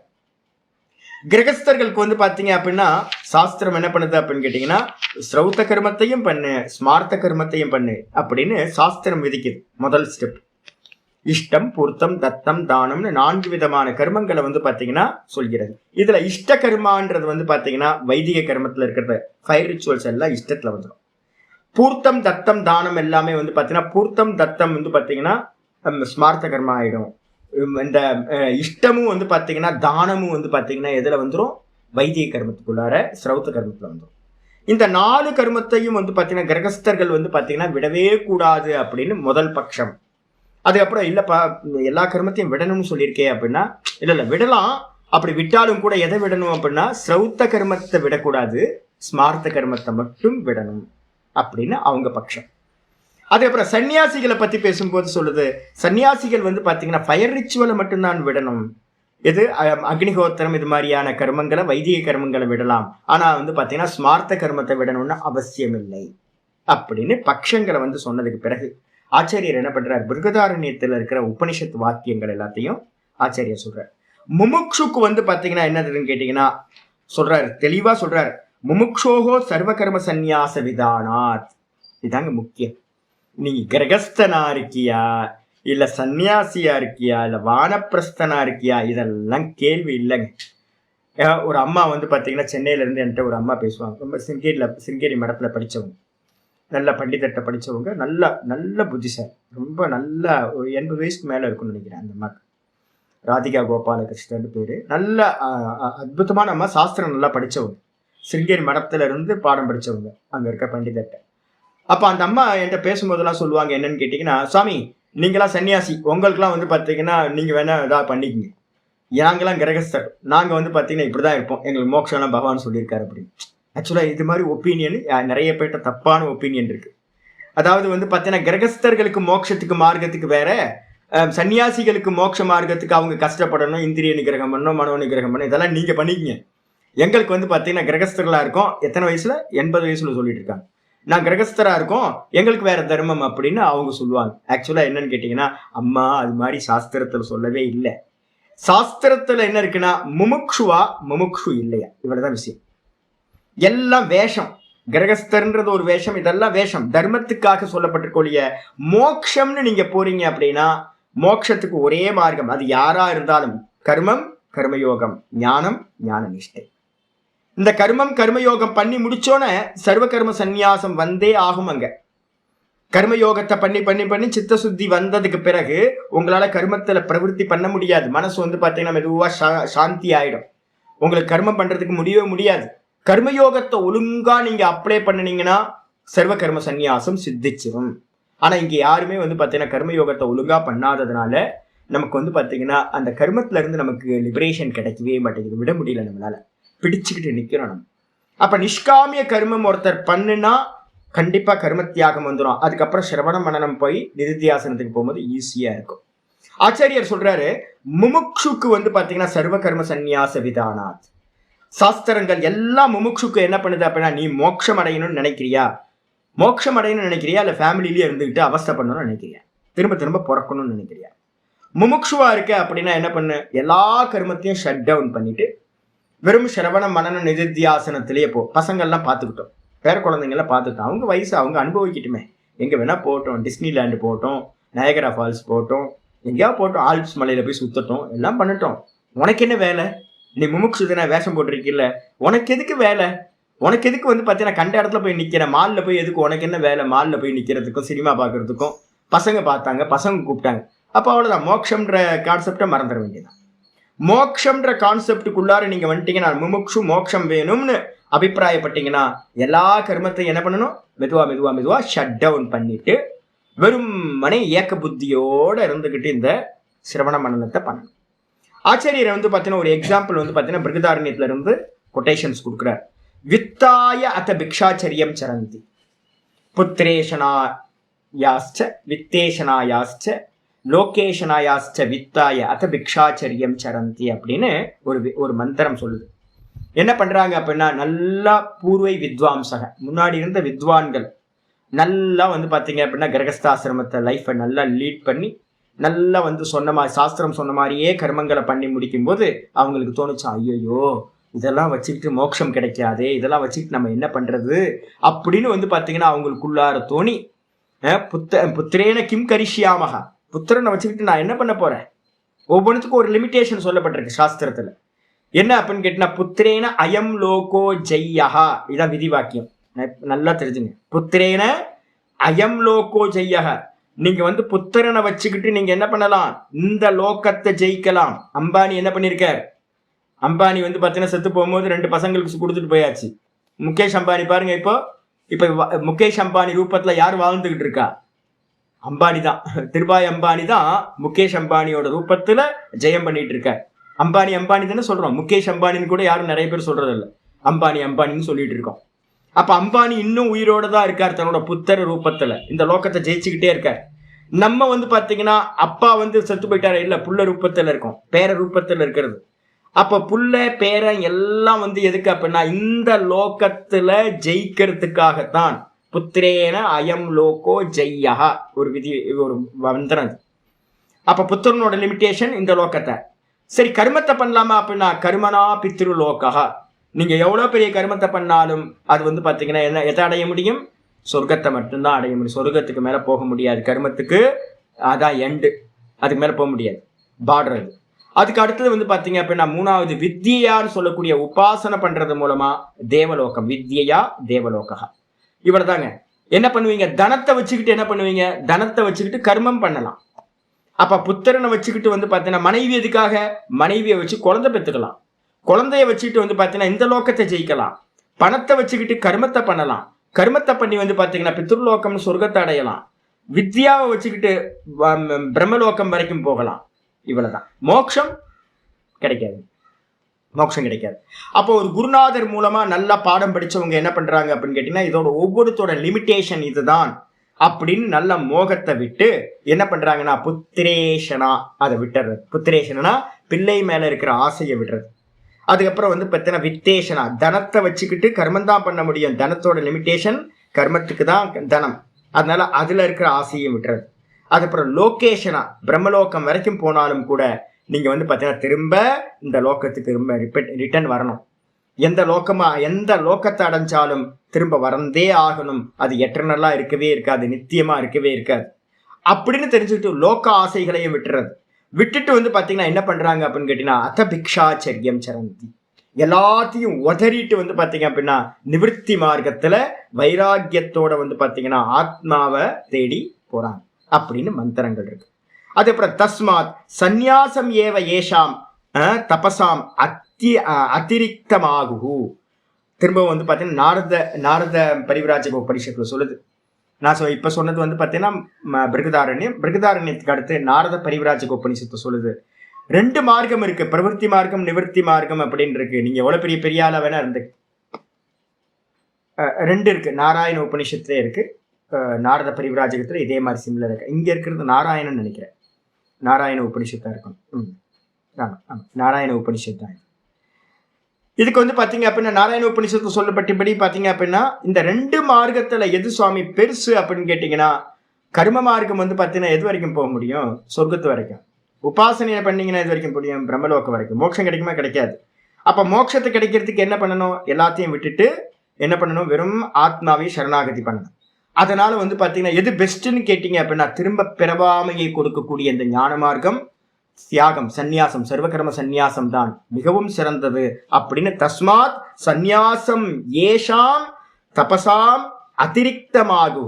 இந்த 2மே தபசு தான், ஆனா இந்த தபஸ்ல வந்து பாத்தீங்க அப்படின்னா இந்த சந்நியாசம் சர்வத்தையும் தியாகம் பண்ணிட்டு அகமகமகம்னு நிக்கக்கூடியது இருக்கே ஆத்ம நிஷ்டைக்காக, அதுதான் மிகவும் உயர்ந்தது அப்படின்னு சொல்லு.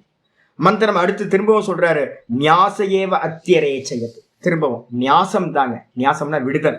எந்த அளவுக்கு விடுறது இருக்கோ, நீங்க வந்து வெளியிலேயே விட முடியல அப்படின்னா, நான் தேகம் இல்லை, நான் இந்திரியம் இல்லை, நான் மனசு இல்லை சொல்லிக்கலாம்.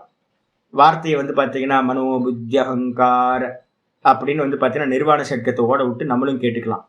அப்புறம் சதாசிவ பிரம்மேந்தரோட கிருத்தியை வந்து பாத்தீங்கன்னா போட்டுட்டு நம்மளும் வந்து சர்வம் பிரம்மமயம்னு கேட்டு ஆஹா சூப்பரா பாடியிருக்காருல அப்படின்னு வந்து பாத்தீங்கன்னா என்ஜாய் பண்ணிட்டு போயிடலாம்.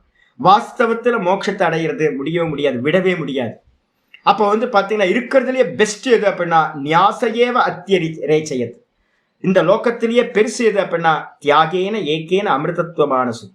தியாகத்தினால மட்டும்தான் அடைய முடியும். அதே மந்திரம் இருக்கு, கர்மனான பிரஜயா தனேன தியாகே நைக்கே அமிர்தத்துவமான சுகு.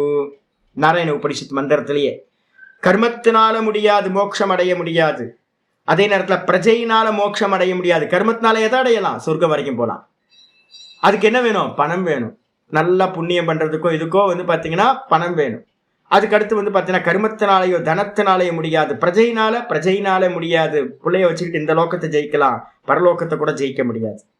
அப்ப என்ன பண்ண முடியும் அப்படின்னா ந கர்மனா ந பிரஜையா ந தனேன. பிரஜையினால இல்ல, கர்மத்தினால இல்ல, தனத்தினால இல்ல. அப்ப எதனால முடியும்? தியாகே நைக்கே அமிர்தத்துவமான சு.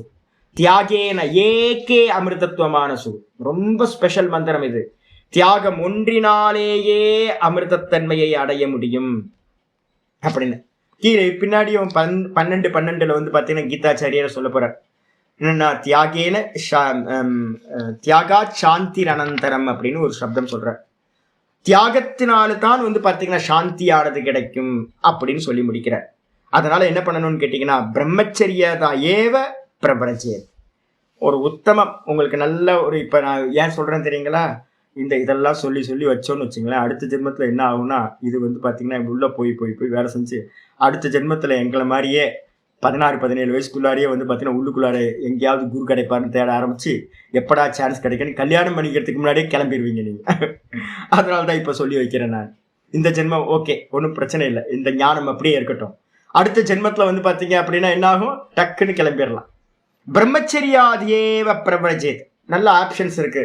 பிரம்மச்சரியாத், கிரகாத், வனிபூத்வா அப்படின்னு ஆப்ஷன்ஸ் இருக்கு.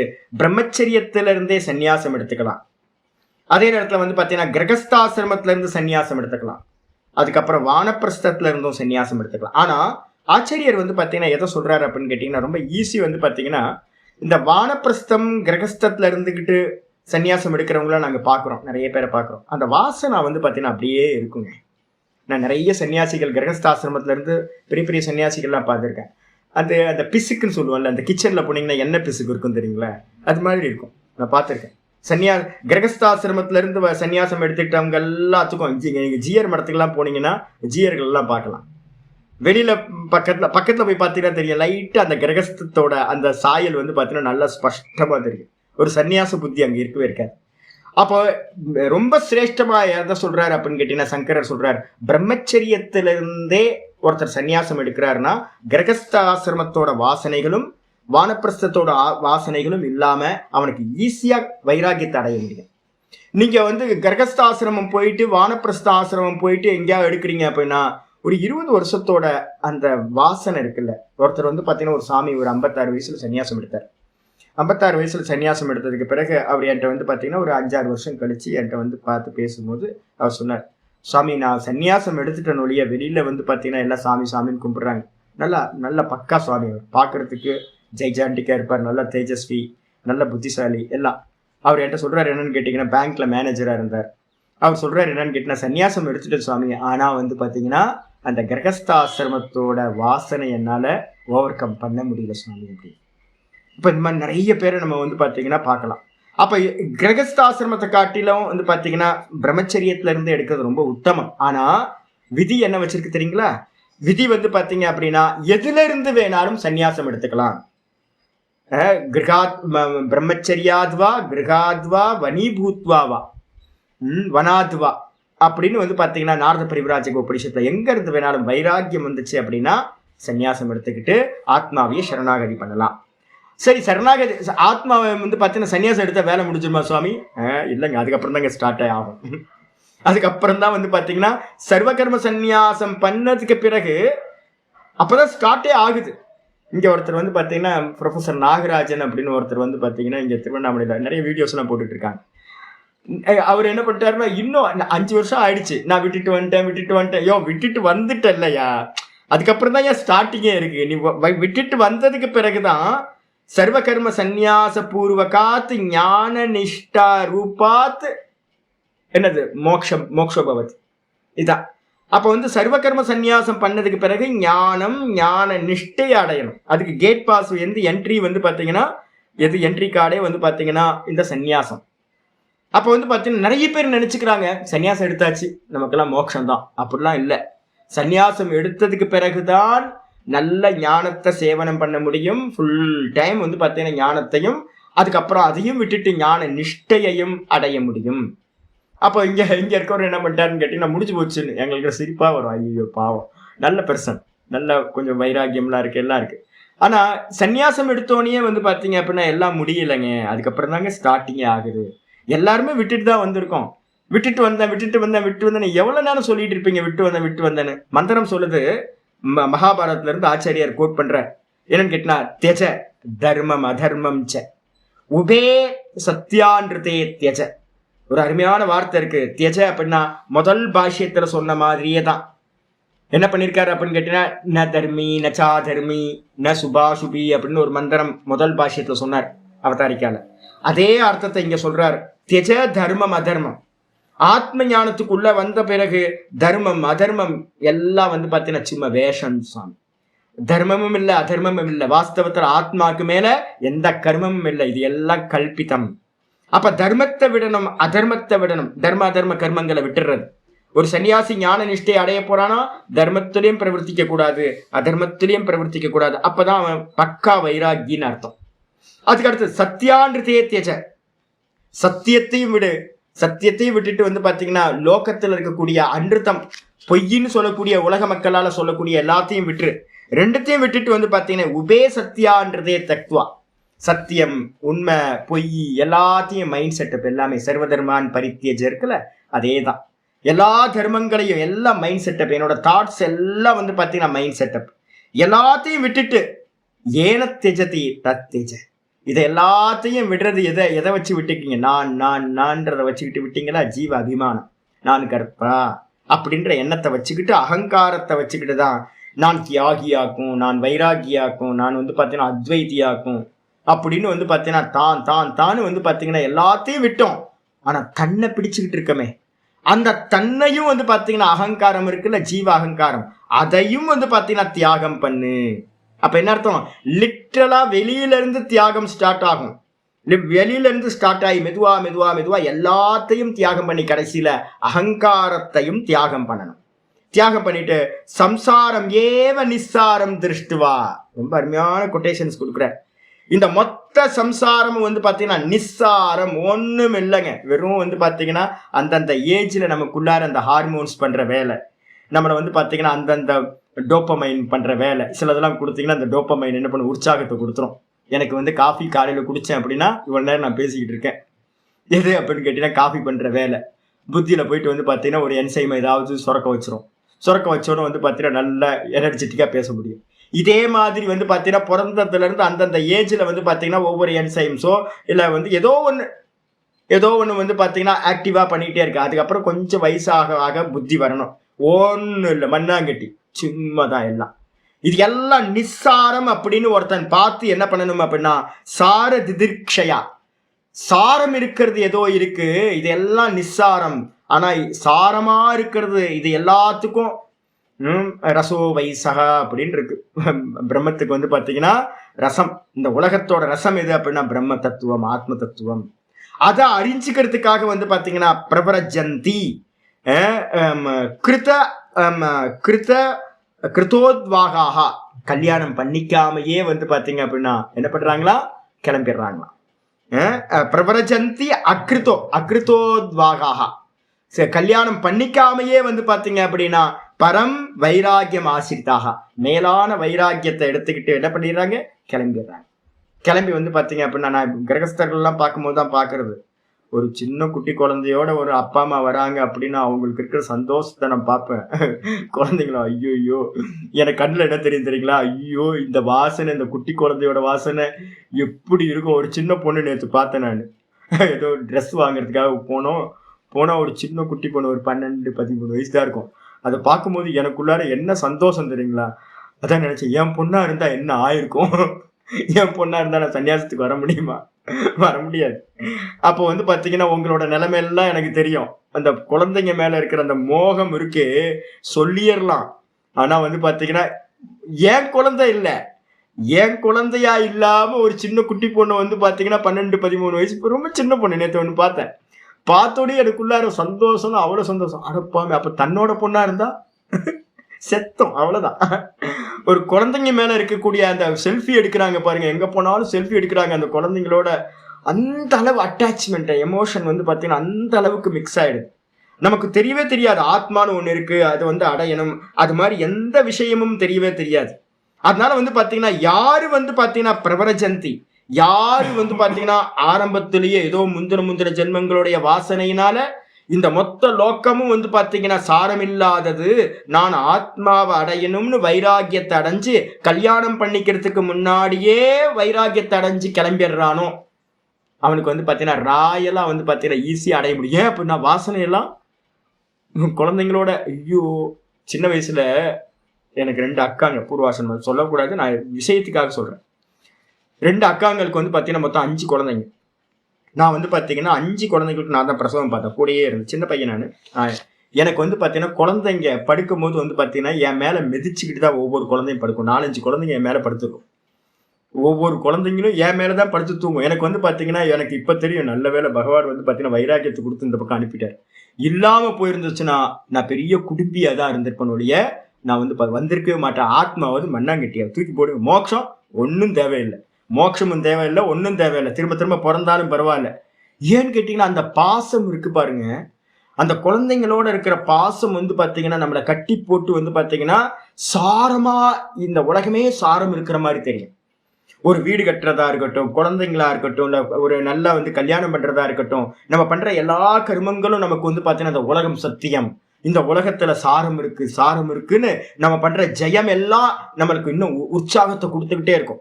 இந்த சம்சாரத்துக்குள்ளாரையே சுத்திக்கிட்டே இருப்போம். ஆனா ஏதோ ஒரு க்ஷணத்துல வந்து முந்தின ஜென்மங்கள்ல பண்ண ஒரு புண்ணியம், ஏதோ ஆச்சாரியர் சொன்னது ஏதோ ஒன்று உள்ள வந்துருச்சு அப்படின்னா வந்து ஃபயர் ஆயிடும். அப்ப வந்து பாத்தீங்கன்னா ஆச்சாரியர் சொல்றாரு என்னன்னு கேட்டீங்கன்னா, முன்னாடியே வந்து பாத்தீங்கன்னா யாருக்காவது கிரகஸ்தாசிரமத்துக்கு போறதுக்கு முன்னாடியே ஒரு சான்ஸ் கிடைச்சது அப்படின்னா அவன் பாக்கியவான். சொல்லியாச்சு. வைராக்கியம் ஆசிரித்தாக பரம் வைராக்கியம், மேலான வைராக்கியத்தை ஆசிரியம் பண்ணி கிளம்பிடுறாங்க. இது மாதிரி பிருகஸ்பதி வந்து பாத்தீங்கன்னா கச்சம் அப்படின்ற ஒரு மகரிஷியை பார்த்து இதெல்லாம் சொல்றாரு. அது அப்புறம் கர்மனா பத்தியத்தை ஜந்துகு, முக்கியமான இது வந்து பாத்தீங்கன்னா இதுதான் சொல்ல வரும். கர்மனா பத்தியத்தை ஜந்துகு, கர்மத்தினால் மனிதன் பந்தப்படுகிறான். எந்த கர்ம சுவாமி? இதுதான் கர்மத்தினால பந்தப்படுறான் இருக்கு. சர்வ கர்ம சந்நியாசம் தான் இருக்கு ஒழிய கர்ம காண்டிகள் சொல்ற மாதிரி வைதிகத்தை விடவே கூடாது அப்படிலாம் இல்லை. அது வைதிகமா இருக்கட்டும் இல்ல லௌகிகமா இருக்கட்டும், எல்லா கர்மங்களும் நம்ம என்ன பண்ணோம்? பந்தப்படுத்தும். ஒன்னு இரும்பு விலங்கு, இன்னொன்னு வந்து பாத்தீங்கன்னா பொன் விலங்கு, இவ்வளவுதான். அதனால வந்து பாத்தீங்கன்னா கண்டிப்பா வந்து பாத்தீங்க அப்படின்னா கர்மம் எல்லாம் நம்மளை வந்து பாத்தீங்கன்னா பந்தப்படுத்தும். கர்மனா பத்தியத்தே ஜந்து, மகாபாரதத்துல இருக்கிறது. கண்டிப்பா கர்மமானது ஜீவர்களை பந்தப்படுத்திக்கிட்டே இருக்கும். நான் பாசம் அப்படின்னா பாசத்தோட இருக்க முடியுமா?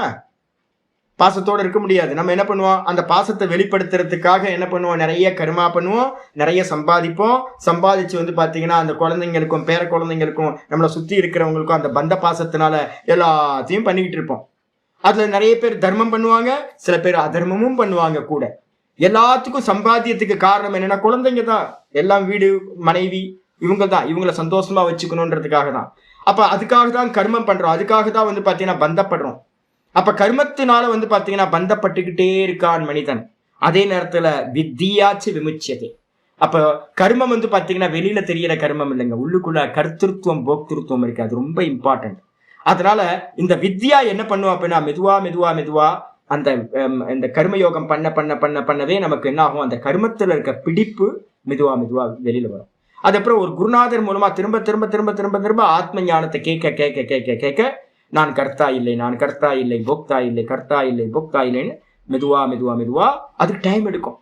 அதனாலதான் கீதால லாஸ்ட்ல சொல்லும் போது சொல்ற அநேக ஜென்ம சம்பிராப்த, நிறைய ஜென்மங்கள்ல கொஞ்சம் கொஞ்சம் கொஞ்சம் கொஞ்சமா இந்த சம்ஸ்காரம் உள்ள போய் உள்ள போய் உள்ள போய் வேலை செய்ய ஆரம்பிக்கும். ஒரு கடைசி ஜென்மத்துல என்ன ஆகுனா நேரா வைராக்கியத்தோட ரமணர் மாதிரி சதாசிவ பிரம்மேந்திரன் மாதிரி என்ன ஆகும், நேரா போய் உட்கார்ந்துரும் எந்த விஷயத்திலையும் எல்லாத்தையும் தியாகம் பண்ணிட்டு. அப்ப பாத்தீங்கன்னா இப்ப நம்ம என்ன பண்ணிட்டு இருக்கோம், சம்ஸ்காரத்தை சேர்க்கிறோம். நம்ம நல்லா ஒத்துக்கணும், எனக்கு எவ்வளவு பற்றுதல் இருக்குன்னு ஒத்துக்கணும், எனக்கு எவ்வளவு மோகம் இருக்குன்னு பாத்துக்கணும். நடிக்கவே ஆரம்பிக்காதீங்க. தன்னுடைய கரெக்டா நம்ம என்ன தண்ணியில நிக்கிறோம்னு பாருங்க. கர்மத்தினால ஜீவன் பந்தப்படுகிறான், வித்தியாச்சு விமுச்சியத்தை, ஞானத்தினால ஜீவன் விடுபடுகின்றான். தஸ்மாத் கர்மன குருவந்தி. எதுக்காக சுவாமி சன்னியாசிகள் யதிகள் பாத்தீங்கன்னா கர்மத்தை பண்றது இல்ல, இதை தெரிஞ்சுக்கிட்டு கர்மத்தை பந்தப்படுத்தும், ஜென்மத்தை கொடுக்கணும் தெரிஞ்சுக்கிட்டு யதிகளா இருக்கிற சன்னியாசிகள் என்ன பண்றாங்க, கர்மத்தை பண்றது இல்லை. ஏன், யதையாக பாரதர்ஷினக, அவங்க மோட்சத்தை பார்க்கிறாங்க. அப்ப மோட்சத்தை பார்க்கிறவன், மோட்சத்தை விரும்புகின்றவன் என்ன பண்ணணும், சர்வ கர்மத்தையும் விட்டுட்டு மோட்ச மார்க்கத்துக்குள்ளார பிரவர்த்தி பண்ணணும். அப்ப முதல் ஃபர்ஸ்ட் ஆஃப் பாத்தீங்கன்னா கர்ம மார்க்கமா இருக்கட்டும். ஒரு 40 வயசுக்கு மேலேயே பாத்தீங்கன்னா ஒருத்தர் கர்ம யோகத்தை பண்ண ஆரம்பிச்சிடணும். ஒரு வேலை இல்ல, ஒரு 50 வயசுலயாவது ஆரம்பிக்கணும். எல்லாத்தையும் ஈஸ்வரார்ப்பணம் ஈஸ்வரார்ப்பணம் ஈஸ்வரார்ப்பணம் ஈஸ்வரார்ப்பணம் பண்ணிக்கிட்டே இருக்கணும். அப்ப அதை பண்ணாதான் பாத்தீங்கன்னா அது பிரவருத்தி மார்க்கத்துல இருந்து உங்களை நிவர்த்தி மார்க்கத்துக்கு கொண்டுட்டு போகும் அப்படின்னு புரிஞ்சுக்கணும். அதனால பாத்தீங்கன்னா ஆச்சாரியார் சொல்றாரு, இஹாபி ஸ்வகர்மாணி மனசா சந்நியசிய, 5வது சாப்டர்ல சொல்ல போறோம். என்னன்னு கேட்டீங்கன்னா எல்லா கர்மங்களையும் மனதினால் விட்டு அப்படின்னு 5வது அத்தியாயத்தை சொல்ல போகுது. நவத்வாரே புரே தேகி ரைவ குருவர்ணக்காரையின் நல்ல நல்ல நல்ல மந்திரங்கள்லாம் ஸ்லோகங்கள்லாம் சொல்ல போறோம் நம்ம. அதனால பாத்தீங்கன்னா இங்கேயும் 6 அத்தியாயத்துல பாத்தீங்கன்னா முதல்ல கர்மயோகம், அதுக்கப்புறம் எல்லா கர்மங்களையும் விட்டுட்டு சந்நியாசத்தை எடுத்துக்கிட்டு பேசாம உள்ள இருக்கிற அந்த ஆத்மாலேயே நிக்கிற இதை அடையிறது அப்படின்னு சொல்லியாச்சு. அதனால ஆச்சாரியர் ஒரு கன்க்ளூஷனுக்கு வர்றாரு, மோக்ஷஸ்ய அகாரியத்வாத். நல்லா தெரிஞ்சுங்க, ஏன் சுவாமி கர்மத்தை தியாகம் பண்ணணும் அப்படின்னு யாராவது கேள்வி கேட்டாங்கன்னா, மோக்ஷம்ன்றது பாத்தீங்கன்னா என்னுடைய ஆத்மஸ்வரூபம் தான் மோக்ஷம். என்னது, நித்திய பிராப்தமா இருக்கிறது. ஆத்மா எப்படி நித்திய பிராப்தம். நீங்க பாத்தீங்கன்னா வேற ஒண்ணு அடையறதுக்காகத்தான் எனக்கு அந்நியமா இருக்கிறத அடையறதுக்கு ஒரு கர்மம் தேவைப்படுது. இங்க இருந்து டெல்லிக்கு போகணும், ஒரு கர்மா தேவைப்படுது. சுத்தப்படுத்தணும், என் சரீரத்தை சுத்தப்படுத்தணும், அதுக்கு கர்மா தேவைப்படுது. உன்னை புதுசா கிரியேட் பண்ணணும், ஒரு வீடு கட்டணும், அதுக்கு பாத்தீங்கன்னா கர்மா தேவைப்படுது. உற்பத்தியம், ஆப்பியம், விகாரியம், சம்ஸ்காரியம், 4 விஷயங்கள் பாத்தீங்கன்னா சாஸ்திரத்தை சொல்லப்படுது. கர்மா எப்பவுமே பாத்தீங்கன்னா உன்னை உற்பத்தி பண்றதுக்கு கர்மா தேவை. ஒண்ணு பாத்தீங்கன்னா உற்பத்தியம், விகாரியம், உன்னை வேற ஒன்னா மாத்துறதுக்கு கர்மா தேவை. அதுக்கப்புறம் சம்ஸ்காரியம், உன்னை சுத்தப்படுத்துறதுக்கு கர்மா தேவை. அதே மாதிரி பாத்தீங்கன்னா ஆப்பியம், உன்னை அடையறதுக்கு கர்மா தேவை. சொர்க்கத்துக்கு போகணுமா, ஒரு கர்மா தேவை. அதே நேரத்தில் பிரம்மலோகத்துக்கு போகணுமா, அதுக்கு ஒரு கர்மா தேவை, உபாசனை தேவை. அதே நேரத்தில் பாத்தீங்கன்னா எதையாவது உற்பத்தி பண்ணணும், கர்மா தேவை. சுத்தப்படுத்தணும், கர்மா தேவை. உன்னை வேற ஒன்னா மாத்தணும், கர்மா தேவை. ஆனா இந்த ஆத்மா பாத்தீங்கன்னா எப்பவுமே நித்திய பிராப்தமா அடையப்பட்டதாவே இருக்கு. நான் எங்கேயும் போய் அடைய வேணாம். நானை பண்ணிதான் நான் கர்மத்தை அடையணுமா, இல்ல, எனக்கு கர்ம பண்றதுக்கு முன்னாடியே நான் இருக்கு, கர்மம் பண்ணதுக்கு பிறகும் நான் இருக்கு, கர்மா பண்ணிட்டு இருக்கும் போது நான் இருக்கு. கர்மத்தினால நீங்க வெளியில இருக்கிறது தான் அடைய முடிய கர்மத்தினால பாத்தீங்கன்னா தன்னை அடைய முடியாது. அதனால பாத்தீங்கன்னா ஆச்சாரியர் தெளிவா சொல்றாரு, மோக்ஷம் என்பது பாத்தீங்கன்னா சொஸ்வரூப அவஸ்தானம் மோக்ஷமித்யபிதீயதே. ஒரு நல்ல வாக்கியம் வச்சுங்க. மோக்ஷம்னா என்ன லட்சணம் சுவாமியா, தான்ல நிக்கிறது தான் மோக்ஷம். ஆத்மஸ்வரூபம் தான் மோக்ஷம். அப்ப ஆத்மஸ்வரூபம்னா எங்கேயும் தேடாதீங்க. ஆத்மஸ்வரூபம்னா வேற, ஆத்மான்ற வேற வார்த்தைக்கு. ஆத்மானா நான் தான் மோட்ச ஸ்வரூபம். வெறும் பியூர் கான்சியஸ்னஸ்ல நிக்கிறது. அந்த நான்ல நிக்காம நம்ம பாத்தீங்கன்னா கர்மம் என்ன பண்ணோம், வெளியிலேயே கொண்டு போயிட்டு இருக்கோம். அதனால பாத்தீங்கன்னா கர்மத்தை விட்டுட்டு நான்ல நிக்கிறது. அப்ப அது கர்மமா சுவாமி அப்படின்னு கேட்டீங்கன்னா, தான்ல நிக்கிறது ஒரு கர்மம் இல்ல. மோக்ஷம்ன்றது அகாரியத்வாத், ஒரு கர்மத்தினால செய்யக்கூடியது அல்ல. அதால்தான் 6th சாப்டர் படிக்கும் போதே யோகத்துக்கு அர்த்தமே வியோகம்னு ஆச்சாரியார் அங்க சொல்லியிருந்தார். என்னது நல்ல கீதால ஸ்லோகமே, ஆச்சாரியரோட ஸ்லோகமே பாத்தீங்கன்னா என்ன இருக்கு அப்படின்னு கேட்டீங்கன்னா, அந்த தம்பித்தி யோக சம்யோகம், துக்க சயோக வியோகம் அப்படின்ற வார்த்தையை போட்டிருந்தார். நான் எனக்கு மேல இருக்கிறது எல்லாத்தையும் ரிமூவ் பண்றதுதான் யோகம். இங்க வேதாந்தத்துல எல்லாத்தையும் ரிமூவ் பண்ணதுக்கு பிறகு மிச்சம் எது இருக்கு? நான் மட்டும்தான். அப்ப நான்ல நிக்கிறது மட்டும்தான் மோட்சம் ஒழியா. அது வந்து பாத்தீங்கன்னா ஒரு கர்மா பண்ணி அடையிறது இல்லை. அதனால முமுக்ஷோகோ கர்ம ஆனர்த்தக்கியம். அப்ப முமுக்ஷுவா இருக்கான் அப்படின்னா அவனுக்கு வந்து பாத்தீங்கன்னா எனக்கு இது வேணும் அது வேணும்னு ஆசைப்பட்டு பண்ற கர்மங்கள் எல்லாமே அனர்த்தத்தை கொடுக்கும். ரொம்ப தெளிவா ஒரு கன்க்ளூஷன் ஆச்சாரியார் வர. அதனால வந்து பாத்தீங்கன்னா என்ன பண்ணணும் சுவாமி அப்படின்னு கேட்டீங்கன்னா சர்வ கர்ம சந்நியாசம் பண்ணணும். அந்த சர்வ கர்ம சந்நியாசம் பண்ணணும்னா எந்த கர்மம்? வைதிகர்கள் சொல்ற மாதிரி கேட்காதீங்க. வைதிகர்கள் என்ன சொல்றாங்க? வைதிக கர்மத்தை விடக்கூடாது அப்படின்னு சொல்றாங்கல்ல. வைதிகமா இருக்கட்டும் இல்ல லௌகிகமா இருக்கட்டும், எல்லா கர்மத்தையும் விட்டுட்டு தான் வந்து பாத்தீங்க அப்படின்னா மோட்சம் அடையப்பட முடியும். இதை நிச்சயம் பண்ணிங்க. அப்ப வைதிகமா இருக்கட்டும் ஸ்மார்த்தமா இருக்கட்டும் லௌகிக கர்மத்தையும் விட்டுறணும், வைதிக கர்மத்தையும் விட்டுறணும். வெறும் மனை வந்து பாத்தீங்கன்னா சிரவணம் மனனம் நிதித்தியாசனம் மட்டும் பண்ணிக்கிட்டு ஆத்மாவிலேயே நிக்கிறதுக்கான முயற்சியை பண்ணிட்டு இருக்கு. இதுதான் வந்து பாத்தீங்கன்னா கீதா சாஸ்திரத்தோட முக்கியமான தாற்பயம். அதனால வந்து பாத்தீங்கன்னா தஸ்மாத் ஒரு கன்க்ளூஷனுக்கு வந்து பாத்தீங்கன்னா மூணாவது அந்த அவதாரிக்கா பாஷ்யத்துல, மூணாவது அத்தியாய அவதாரிக்கா பாஷ்யத்துல கடைசியில வந்து பாத்தீங்கன்னா ஒரு கன்க்ளூஷன் சொல்றார் சங்கரர். தஸ்மாத் கேவலாத் ஏவ ஞானாத் மோக்ஷ இதி. பாருங்க, முதல் ஸ்டெப் வந்து பாத்தீங்கன்னா கர்மத்தை பண்ணினீங்க, கர்மத்தை வந்து பிராக்டிஸ் பண்ணிக்கிட்டே இருக்கிறது. அதுக்கப்புறம் வந்து பாத்தீங்கன்னா மெதுவா வந்து பாத்தீங்கன்னா நிஷ்காமிய கர்மத்தையும் பண்ணிக்கிட்டே இருக்கீங்க. அங்கேயும் பிராக்டிஸ் இருக்கு. நிஷ்காமிய கர்மம் வெறும் பாவம் மட்டும்தான் மாறி இருக்கு. ஆசையோட பண்ணிட்டு இருந்தீங்க, இப்ப வந்து அதே கர்மத்தை ஆசை இல்லாம பண்றீங்க, அங்கேயும் கர்மா இருக்கு. இந்த நிஷ்காமிய கர்மம் பண்ணி பண்ணி பண்ணி என்ன கிடைக்கும்னு சொல்லியிருக்கோம்? சமத்துவம் யோக உச்சத்தை, மனசோட சமநிலை வந்துடும். கர்மத்தோட எண்டு வந்து மனசோட சமநிலைக்காக தான். மனசு சமநிலையில வந்துருச்சு அப்படின்னா கர்மத்தினால எந்த ஒரு லாபமும் இல்லை. ஆச்சாரியர் வந்து பாத்தீங்கன்னா 6வது அத்தியாயத்திலே சொல்லியிருக்கார். என்னன்னு கேட்டீங்க அப்படின்னா யோகா ஆருருக்ஷேர் முனேர் யோகம் கர்ம காரணம் உச்சியதே யோகாரூடஸ்ய தஸ்யைவ சமக்காரணம் உச்சியதேன்னு ஒரு மந்திரம் ஸ்லோகத்துல வந்து 6வது அத்தியாயத்தை சொல்றார். யோகத்துல ஏறணும்னு நினைக்கிறவனுக்கு கர்மம் தான் சாதனம். யோகம்னா சமத்துவம். அந்த சமத்துவத்தை நீங்க அடைஞ்சிட்டீங்க அப்படின்னா அப்ப அவனுக்கு என்ன காரணம்? என்ன பண்ணணும்? எல்லாத்தையும் விட்டுட்டு வெறுமனே இருக்கிறது தான் அவனுக்கு சாதனமா சொல்லப்பட்டிருக்கு.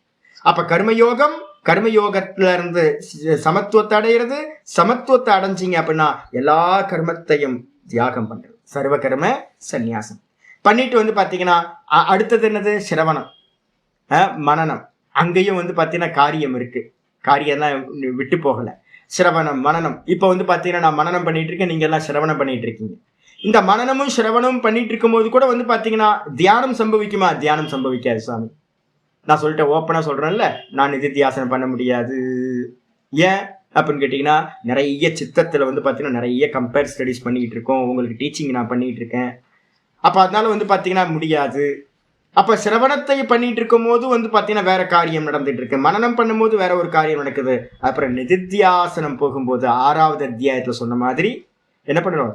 எல்லா சங்கல்பங்களையும் விட்டு ஷனை ஷனை ருபரமேத் ஷனை ஷனை ருபரமேத் புத்தியா திருதி கிரகீத்தையா 6:25 சொல்லுது. மெதுவா மெதுவா மெதுவா எல்லா தாட்ஸையும் வந்து பாத்தீங்கன்னா ஸ்டாப் பண்ணு. யோகஸ்ய பிரதமம் துவாரம் வாங் நிரோதோ அபரிகிரகா. சமாதி அபியாசத்துக்கு முதல் சாதனமே எது தெரியுங்களா? பேசாம முருகர் வந்து பாத்தீங்கன்னா அருணகிரிநாதருக்கு சொல்ற உபதேசமே தான், சும்மா இரு சொல்லற. ஓமிதி தியாயத்த ஆத்மானம். ஓங்காரத்தை ஜபிச்சுக்கிட்டு பேசாம எல்லா வெளியில பேசுற வாக்கெல்லாம் நிப்பாட்டு, மௌனத்தை வந்து ஆசிரியம் பண்ணிக்கிட்டு பேசாம யோக அபியாசத்துக்கு உள்முகமா டிராவல் பண்றது. இப்ப நான் பாடம் படிச்சு கொடுக்குறேனே, சப்தம் இல்லாம இருக்க முடியுமா? எவ்வளவு பேசுறேன் யோசிச்சு பாருங்க. ஆனா யோகத்துக்கு முதல் வாசல் எதுன்னா, யோகத்துக்கு முதல் வாசல் என்னது? மௌனம். அப்ப வந்து பாத்தீங்கன்னா ஷட் டவுன் பண்றது. கீதால சொல்லும்போது சொல்றாரு, மெதுவா மெதுவா மெதுவா ஷட் டவுன் பண்ணு. புத்தி விவேக புத்தியினால எல்லாத்தையும் விட்டுக்கிட்டே வா. ஷனை ஷனை ஷனை ருபரமே புத்தியா திருதிகிரி கீதையா ஆத்ம சம்ஸ்தம் மனக்கிருத்வா. மனசை சதா வந்து பாத்தீங்கன்னா ஆத்மாலேயே நிறுத்தி ந கிஞ்சித சிந்தைகள், எந்த ஒன்றையும் சிந்திக்கவே சிந்திக்காத. அப்ப வந்து பாத்தீங்கன்னா நான் பாடம் எடுக்கும் போது சிந்திக்காம எப்படி சுவாமி பாடம் எடுக்க முடியும்? அப்ப சிந்திச்சேன் அப்படின்னா யோகத்தை அனுஷ்டானம் பண்ண முடியாது. யோகத்தை அனுஷ்டானம் பண்ணா சிந்திக்க முடியாது. ரெண்டும் ஆப்போசிட். யோகம்ன்றது சமாதி, அந்த சமாதி அடையறதுக்கு தான் மெதுவா மெதுவா மெதுவா. அப்போ கர்மம், கர்மயோகம், கர்ம தியாகம், சர்வ கர்ம சந்நியாசம், அதுக்கப்புறம் வந்து பாத்தீங்கன்னா சிரவணம், மனனம், நிதித்தியாசனம். ஒருவேளை உங்களை மாதிரி இருக்கிறவங்களுக்கு கிரகஸ்தாசிரமத்தில் இருக்கீங்க, வானப்பிரசத்துல இருக்கீங்கன்னு வச்சுங்க, அப்ப என்ன பண்ணணும்? கர்மம், கர்மயோகம், கர்மயோகத்துக்கு அப்புறம் வந்து பாத்தீங்கன்னா கர்மயோகத்துக்குள்ளார என்ன வந்துடும்? ஸ்தூல கர்மம் வந்துடும், சூக்ஷ்ம கர்மம் வந்துடும். இந்த கர்மங்களை பண்ணிக்கிட்டே வந்து பாத்தீங்கன்னா மெதுவா மெதுவா சிரவணம் பண்றது, அதுக்கப்புறம் மனனமும் பண்றது. மனனத்துல நல்லா நிச்சயமாகும் போது நிதித்தியாசனத்துக்கு போகும்போது சந்நியாசம் பண்ணிட்டு நிதித்தியாசனத்துக்கு போய் அனுபூதி அடையிறது. இல்ல என்னால முடியல சுவாமி அப்படின்னா சிரவணத்தை பண்ணிக்கிட்டே இருங்க. அடுத்தடுத்த ஜென்மங்கள்ல இதோட சம்ஸ்காரம் உங்களுக்கு நல்லா வேலை செய்ய ஆரம்பிக்கும். ததாமி புத்தி யோகம் தம்னு 6வது அத்தியாயத்தை சொல்ற மாதிரி நமக்கு எங்க விட்டமோ அங்க கனெக்ஷன் கிடைக்கும். அப்ப வந்து பாத்தீங்கன்னா எப்படி இருந்தாலும் வந்து பாத்தீங்கன்னா அனுபூதிக்கு போகணும் அப்படின்னா சர்வ கர்ம சந்நியாசம் தான் பண்ணணும். கருமத்தினால ஆகவே ஆகாது. அதனால கன்க்ளூஷன் வந்து பாத்தீங்கன்னா ஆச்சாரிய சொல்றார், தஸ்மாத் ஆகையினால் கேவலாத் ஏவ ஞானாத் மோக்ஷயதி. வெறும வந்து பாத்தீங்கன்னா தான் தான் தான் தான்லயே நின்று அனுபூதி அடையிறத தவிர்த்து, ஆத்மாவை அறியறதை தவிர்த்து, ஆத்ம சாட்சா்காரத்தை தவிர்த்து வேற எந்த கர்மத்தினாலையும் எதுவுமே கிடைக்காது. மோட்சம் அடையவே முடியாது. அப்ப மோட்சம் அப்படின்னாவே தன்னை அறிதல், தன்னை அனுபூதி பண்ணணும், ஆத்மாவை அனுபூதி பண்ணணும், பிரம்மத்தை அனுபூதி பண்றதுக்கு அந்நியமா வேற எதனாலேயும் முடியாது அப்படின்னு வந்து பாத்தீங்கன்னா ஆச்சாரியர் சொல்றார். ஏஷ அர்த்தோ நிச்சிதோ கீதாசு சர்வ உபனிஷத் சூச்ச. ஆச்சாரியர் ஒரு கன்க்ளூஷன் சொல்றார், கீதாவோட அர்த்தமும் இதுதான் வந்து பாத்தீங்க அப்படின்னா வேதத்தோட அர்த்தமும் உபனிஷத், எல்லா உபனிஷதங்களும் இந்த அர்த்தம் தான் சொல்லப்பட்டிருக்கு. அப்ப கிளியருக்கு வந்துடணும், கீதா வேற உபனிஷத் வேற அதெல்லாம் இல்ல. மொத்த வேதாந்தத்தோட தாற்பயம் ஸ்டெப்ஸ் சொன்னீங்க அப்படின்னா கர்மம், கர்மயோகம், கர்மயோகத்தினால சமத்துவ புத்தி, அதான் சித்த சுத்தின்னு பேரு. சமத்துவ புத்தி கிடைச்சோனைய சர்வ கர்ம சந்நியாசம், சர்வ கர்ம சந்நியாசத்துக்கு பிறகு சிரவணம், மனனம், நிதித்தியாசனம், ஆத்மானுபூதி. இதான் பேட்டர்ன். எங்க போனீங்கன்னாலும் இந்த பேட்டர்னை வந்து மறக்கவே மறக்காதீங்க. இத்தனை ஸ்டேஜஸ் இருக்கு. இதை மாத்தி சொன்னீங்கன்னா என்ன பண்ணலாம்? கிரகஸ்தாசிரமத்தில் இருக்கிறவங்களுக்கு கர்மம், கர்மயோகம், கர்மயோகத்துக்கு பிறகு வந்து சித்தசுத்தி, சிரவணம், மனனம் வரைக்கும் நீங்க போகலாம். ஆனா அனுபூதிக்கு போகணும்னா என்ன பண்ணணும்? சர்வ கர்ம சந்நியாசம்.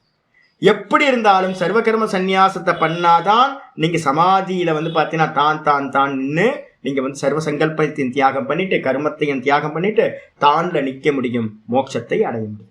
அப்ப எங்க போனாலும் வந்து பாத்தீங்கன்னா சர்வ கர்ம சந்நியாசம் வந்துடும். அனுபூதிக்கு முன்னாடி சர்வ கர்ம சந்நியாசம், இல்லைன்னா சிரவணத்துக்கு முன்னாடி சர்வ கர்ம சந்நியாசம். இப்ப நாங்கள்லாம் சிரவணத்துக்கு முன்னாடியே எல்லாத்தையும் தியாகம் பண்ணிட்டு சர்வ கர்ம சந்நியாசத்துக்கு வந்தோம். இப்ப நீங்களாம் என்ன பண்ணுங்க? சிரவண மனனத்தை பண்ணுங்க. உங்களுக்கே தெரியும் எவ்வளவு ட்ரபிள்ஸ் இருக்கு, எவ்வளவு டிஸ்ட்ராக்ஷன் இருக்குன்னு. ஒரு டைம்ல அனுபூதிக்கு போகணும்னு ஆசைப்பட்டீங்க அப்படின்னா கஷ்டப்பட்டு பண்ணுங்க, சிரவணத்தெல்லாம் பண்ணுங்க.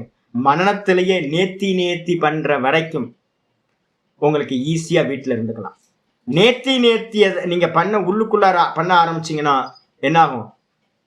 எந்த தாட் வந்தாலும் புல்ல வந்தா புல்ல தோற்றம் திருஷ்யத்வாத் வரும். எந்த தாட் வந்தாலும் வந்து பாத்தீங்கன்னா மனைவி, பிள்ளை, வீடு, அதை கரண்ட் பில்லு கட்டணுமே அப்படின்னு ஒரு தாட் வந்துச்சுன்னா கரண்ட் ஆகுது, பில் ஆகுது, மண்ணாங்கட்டி எல்லாம் திருஷ்யத்வாத் அப்படின்னு. ஐயோ தண்ணி வரலன்னா என்ன? திருஷ்யத்வாத் பொய். அப்ப வந்து பாத்தீங்கன்னா மரத்தடி சன்னியாசி மாதிரி ஆயிடுவீங்க. நேத்தி பண்ண ஆரம்பிச்சுட்டாவே உங்களால வந்து பாத்தீங்கன்னா எல்லா கர்மத்தையும் பண்ண முடியாது. மெதுவா தியாகம் பண்ணிதான் ஆகும். அப்ப நேத்தி பண்றதுக்கு முன்னாடி வரைக்கும் நீங்க சந்நியாசம் இல்லாம ஓரளவுக்கு மேனேஜ் பண்ணிக்கலாம். ஆனா நேத்தி பண்ண ஆரம்பிச்சிட்டீங்கன்னா சர்வ கர்ம சந்நியாசம் பண்ணிதான் மோட்சத்தை அடைய முடியும் அப்படின்னு தெளிவா தெரிஞ்சுங்க. இதுதான் கீதையோடது. அதனால ஞானத்தையும் கருமத்தையும் சேர்ந்து அனுஷ்டானம் பண்ணி மோட்சத்தை அடையிறதுன்னு யாராவது சொன்னாங்க அப்படின்னா, கர்மத்தை தியாகம் பண்ணாதீங்க அப்படின்னு யாராவது சொன்னாங்கன்னா, ஆச்சாரியர் அப்ப 2500 வருஷத்துல இருந்தே சொல்லிட்டு கத்திக்கிட்டு இருக்கார். எல்லா உபனிஷத்திலையும் ஒரே விஷயத்த பேசுவார். என்னன்னு கேட்டீங்கன்னா, ஞானமும் கர்மமும் சேர்ந்து இருக்க முடியாது. ஞானம்ன்றது வந்து பாத்தீங்கன்னா ஸ்திதி, ஒரு இடத்துல நிக்கிற மாதிரி. கர்மம்ன்றது கதி, ஒரு இடத்துல இருந்து ஓடுற மாதிரி, நடக்கிற மாதிரி. அப்ப நடக்கிறவன் நிக்க முடியாது, நிக்கிறவன் நடக்க முடியாது. ரெண்டும் சேர்ந்து கண்டிப்பா முடியவே முடியாது. அப்ப மெதுவா கர்மயோகத்துல இருந்து ஆரம்பிச்சு என்ன பண்றோம்? மெதுவா ஷட் டவுன் பண்ணிக்கிட்டே போறோம். கடைசியில எல்லாத்தையும் ஷட் டவுன் பண்ணிட்டு சர்வ கர்ம சந்நியாசம் பண்ணிக்கிட்டு ஆத்மஸ்வரூபத்தை நிக்கிறது தான் மோட்சம் அப்படின்னு நிர்ணயம் பண்ணிக்கிறோம். இதோட மீனிங்கை திரும்ப நம்ம என்ன பண்ணுவோம், 4வது அத்தியாயத்தில் 5வது அத்தியாயத்தில் என்ன சொல்லுதுன்னு பார்ப்போம். 4வது அத்தியாயத்தில் சித்தாந்தமாக ஆச்சாரியர் எதுவுமே சொல்லலை. ஸ்லோகங்கள் நல்ல வேல்யூபிளாக இருக்குது. அப்போ நம்ம இப்போ என்ன பண்ண போகிறோம்னு கேட்டிங்கன்னா, நாளைக்கு கிளாஸில் 5வது அத்தியாயத்தில் பாஷ்யத்தை பார்க்க போகிறோம், அவதாரிக்க பாஷ்யம். அதுக்கப்புறம் 6வது அத்தியாயத்தோட பார்க்க போகிறோம். இதெல்லாம் வெயிட் பண்ணுங்க. சித்தாந்தத்தெல்லாம் ஒரே மாதிரி தான் இருக்கும். எல்லா பாஷ்யத்தையும் எடுத்து வச்சு பார்த்தீங்கன்னா எல்லா அவதாரிக்கா பாஷ்யமும் ஒரே மாதிரி இருக்கும். டெவலப் பண்ணிக்கிட்டே போகும், அவ்வளோதான். அதுக்கப்புறம் ஸ்லோகங்களாக வெரைட்டி பண்ணும்போது உங்களுக்கு இன்னும் கிளாரிட்டி கிடைக்க ஆரம்பிச்சு. மீதிய நாளைக்கு பார்க்கலாம். ஓம் பூர்ணமத பூர்ணமிதம் பூர்ணாத் பூர்ணமுதச்யதே பூர்ணஸ்ய பூர்ணமாதாய பூர்ணமேவாவசிஷ்யதே. ஓம் சாந்தி சாந்தி சாந்தி. ஹரி ஓம் ஸ்ரீ குருभ्यो நமः. ஹரி ஓம். ஓம் கீதா சாஸ்திரமிதம் புண்ணியம் யः பठेत प्रयतः पुमान् विष्णो पदमवाप्नोति भयशोकादिवर्जितः. गीताध्ययनशीलस्य प्राणायामपरस्य च नैव सन्ति हि पापानि पूर्वजन्मकृतानि च. मलनिर्मोचनं पुंसां जलस्नानं दिने दिने सकृत् गीताम्बसि स्नानं संसारमलनाशनं. गीतासु गीता कर्तव्या किमन्यै शास्त्रविस्तरैः या स्वयं पद्मनाभस्य मुखपद्मात् विनिश्रुता. भारतामृत सर्वस्वं विष्णो वक्त्रात् विनिश्रुतं. गीता गंगोदकं पीत्वा पुनर्जन्म न विद्यते. सर्वोपनिषदो गावः दुग्धा गोपालनन्दनः. पार्थो वत्ससुधीर्भुक्ता दुग्धं गीतामृतमहत्. एकं शास्त्रं देवकी पुत्रगीतं एको देवो देवकी पुत्र एव. एको मन्त्रस्तस्य नामानि यानि कर्माप्येकं तस्य देवस्य सेवा. इति श्रीमद्भगवद्गीता माहात्म्यं सम्पूर्णम्. ओम श्रीकृष्णाय परमात्मने नमः. श्रीकृष्ण कृष्ण कृष्ण नारायण नारायण नारायण. हरि ओम. कायेन वाचा सोनुमा. कायेन वाचा मनसेन्द्रियैर्वा बुद्ध्यात्मना वा प्रकृति स्वभावात् करोमि यत् सकलं परस्मै नारायणायेति समर्पयामि. ओम तत्सत् इति परब्रह्मार्पणमस्तु. नारायण. नमस्कार.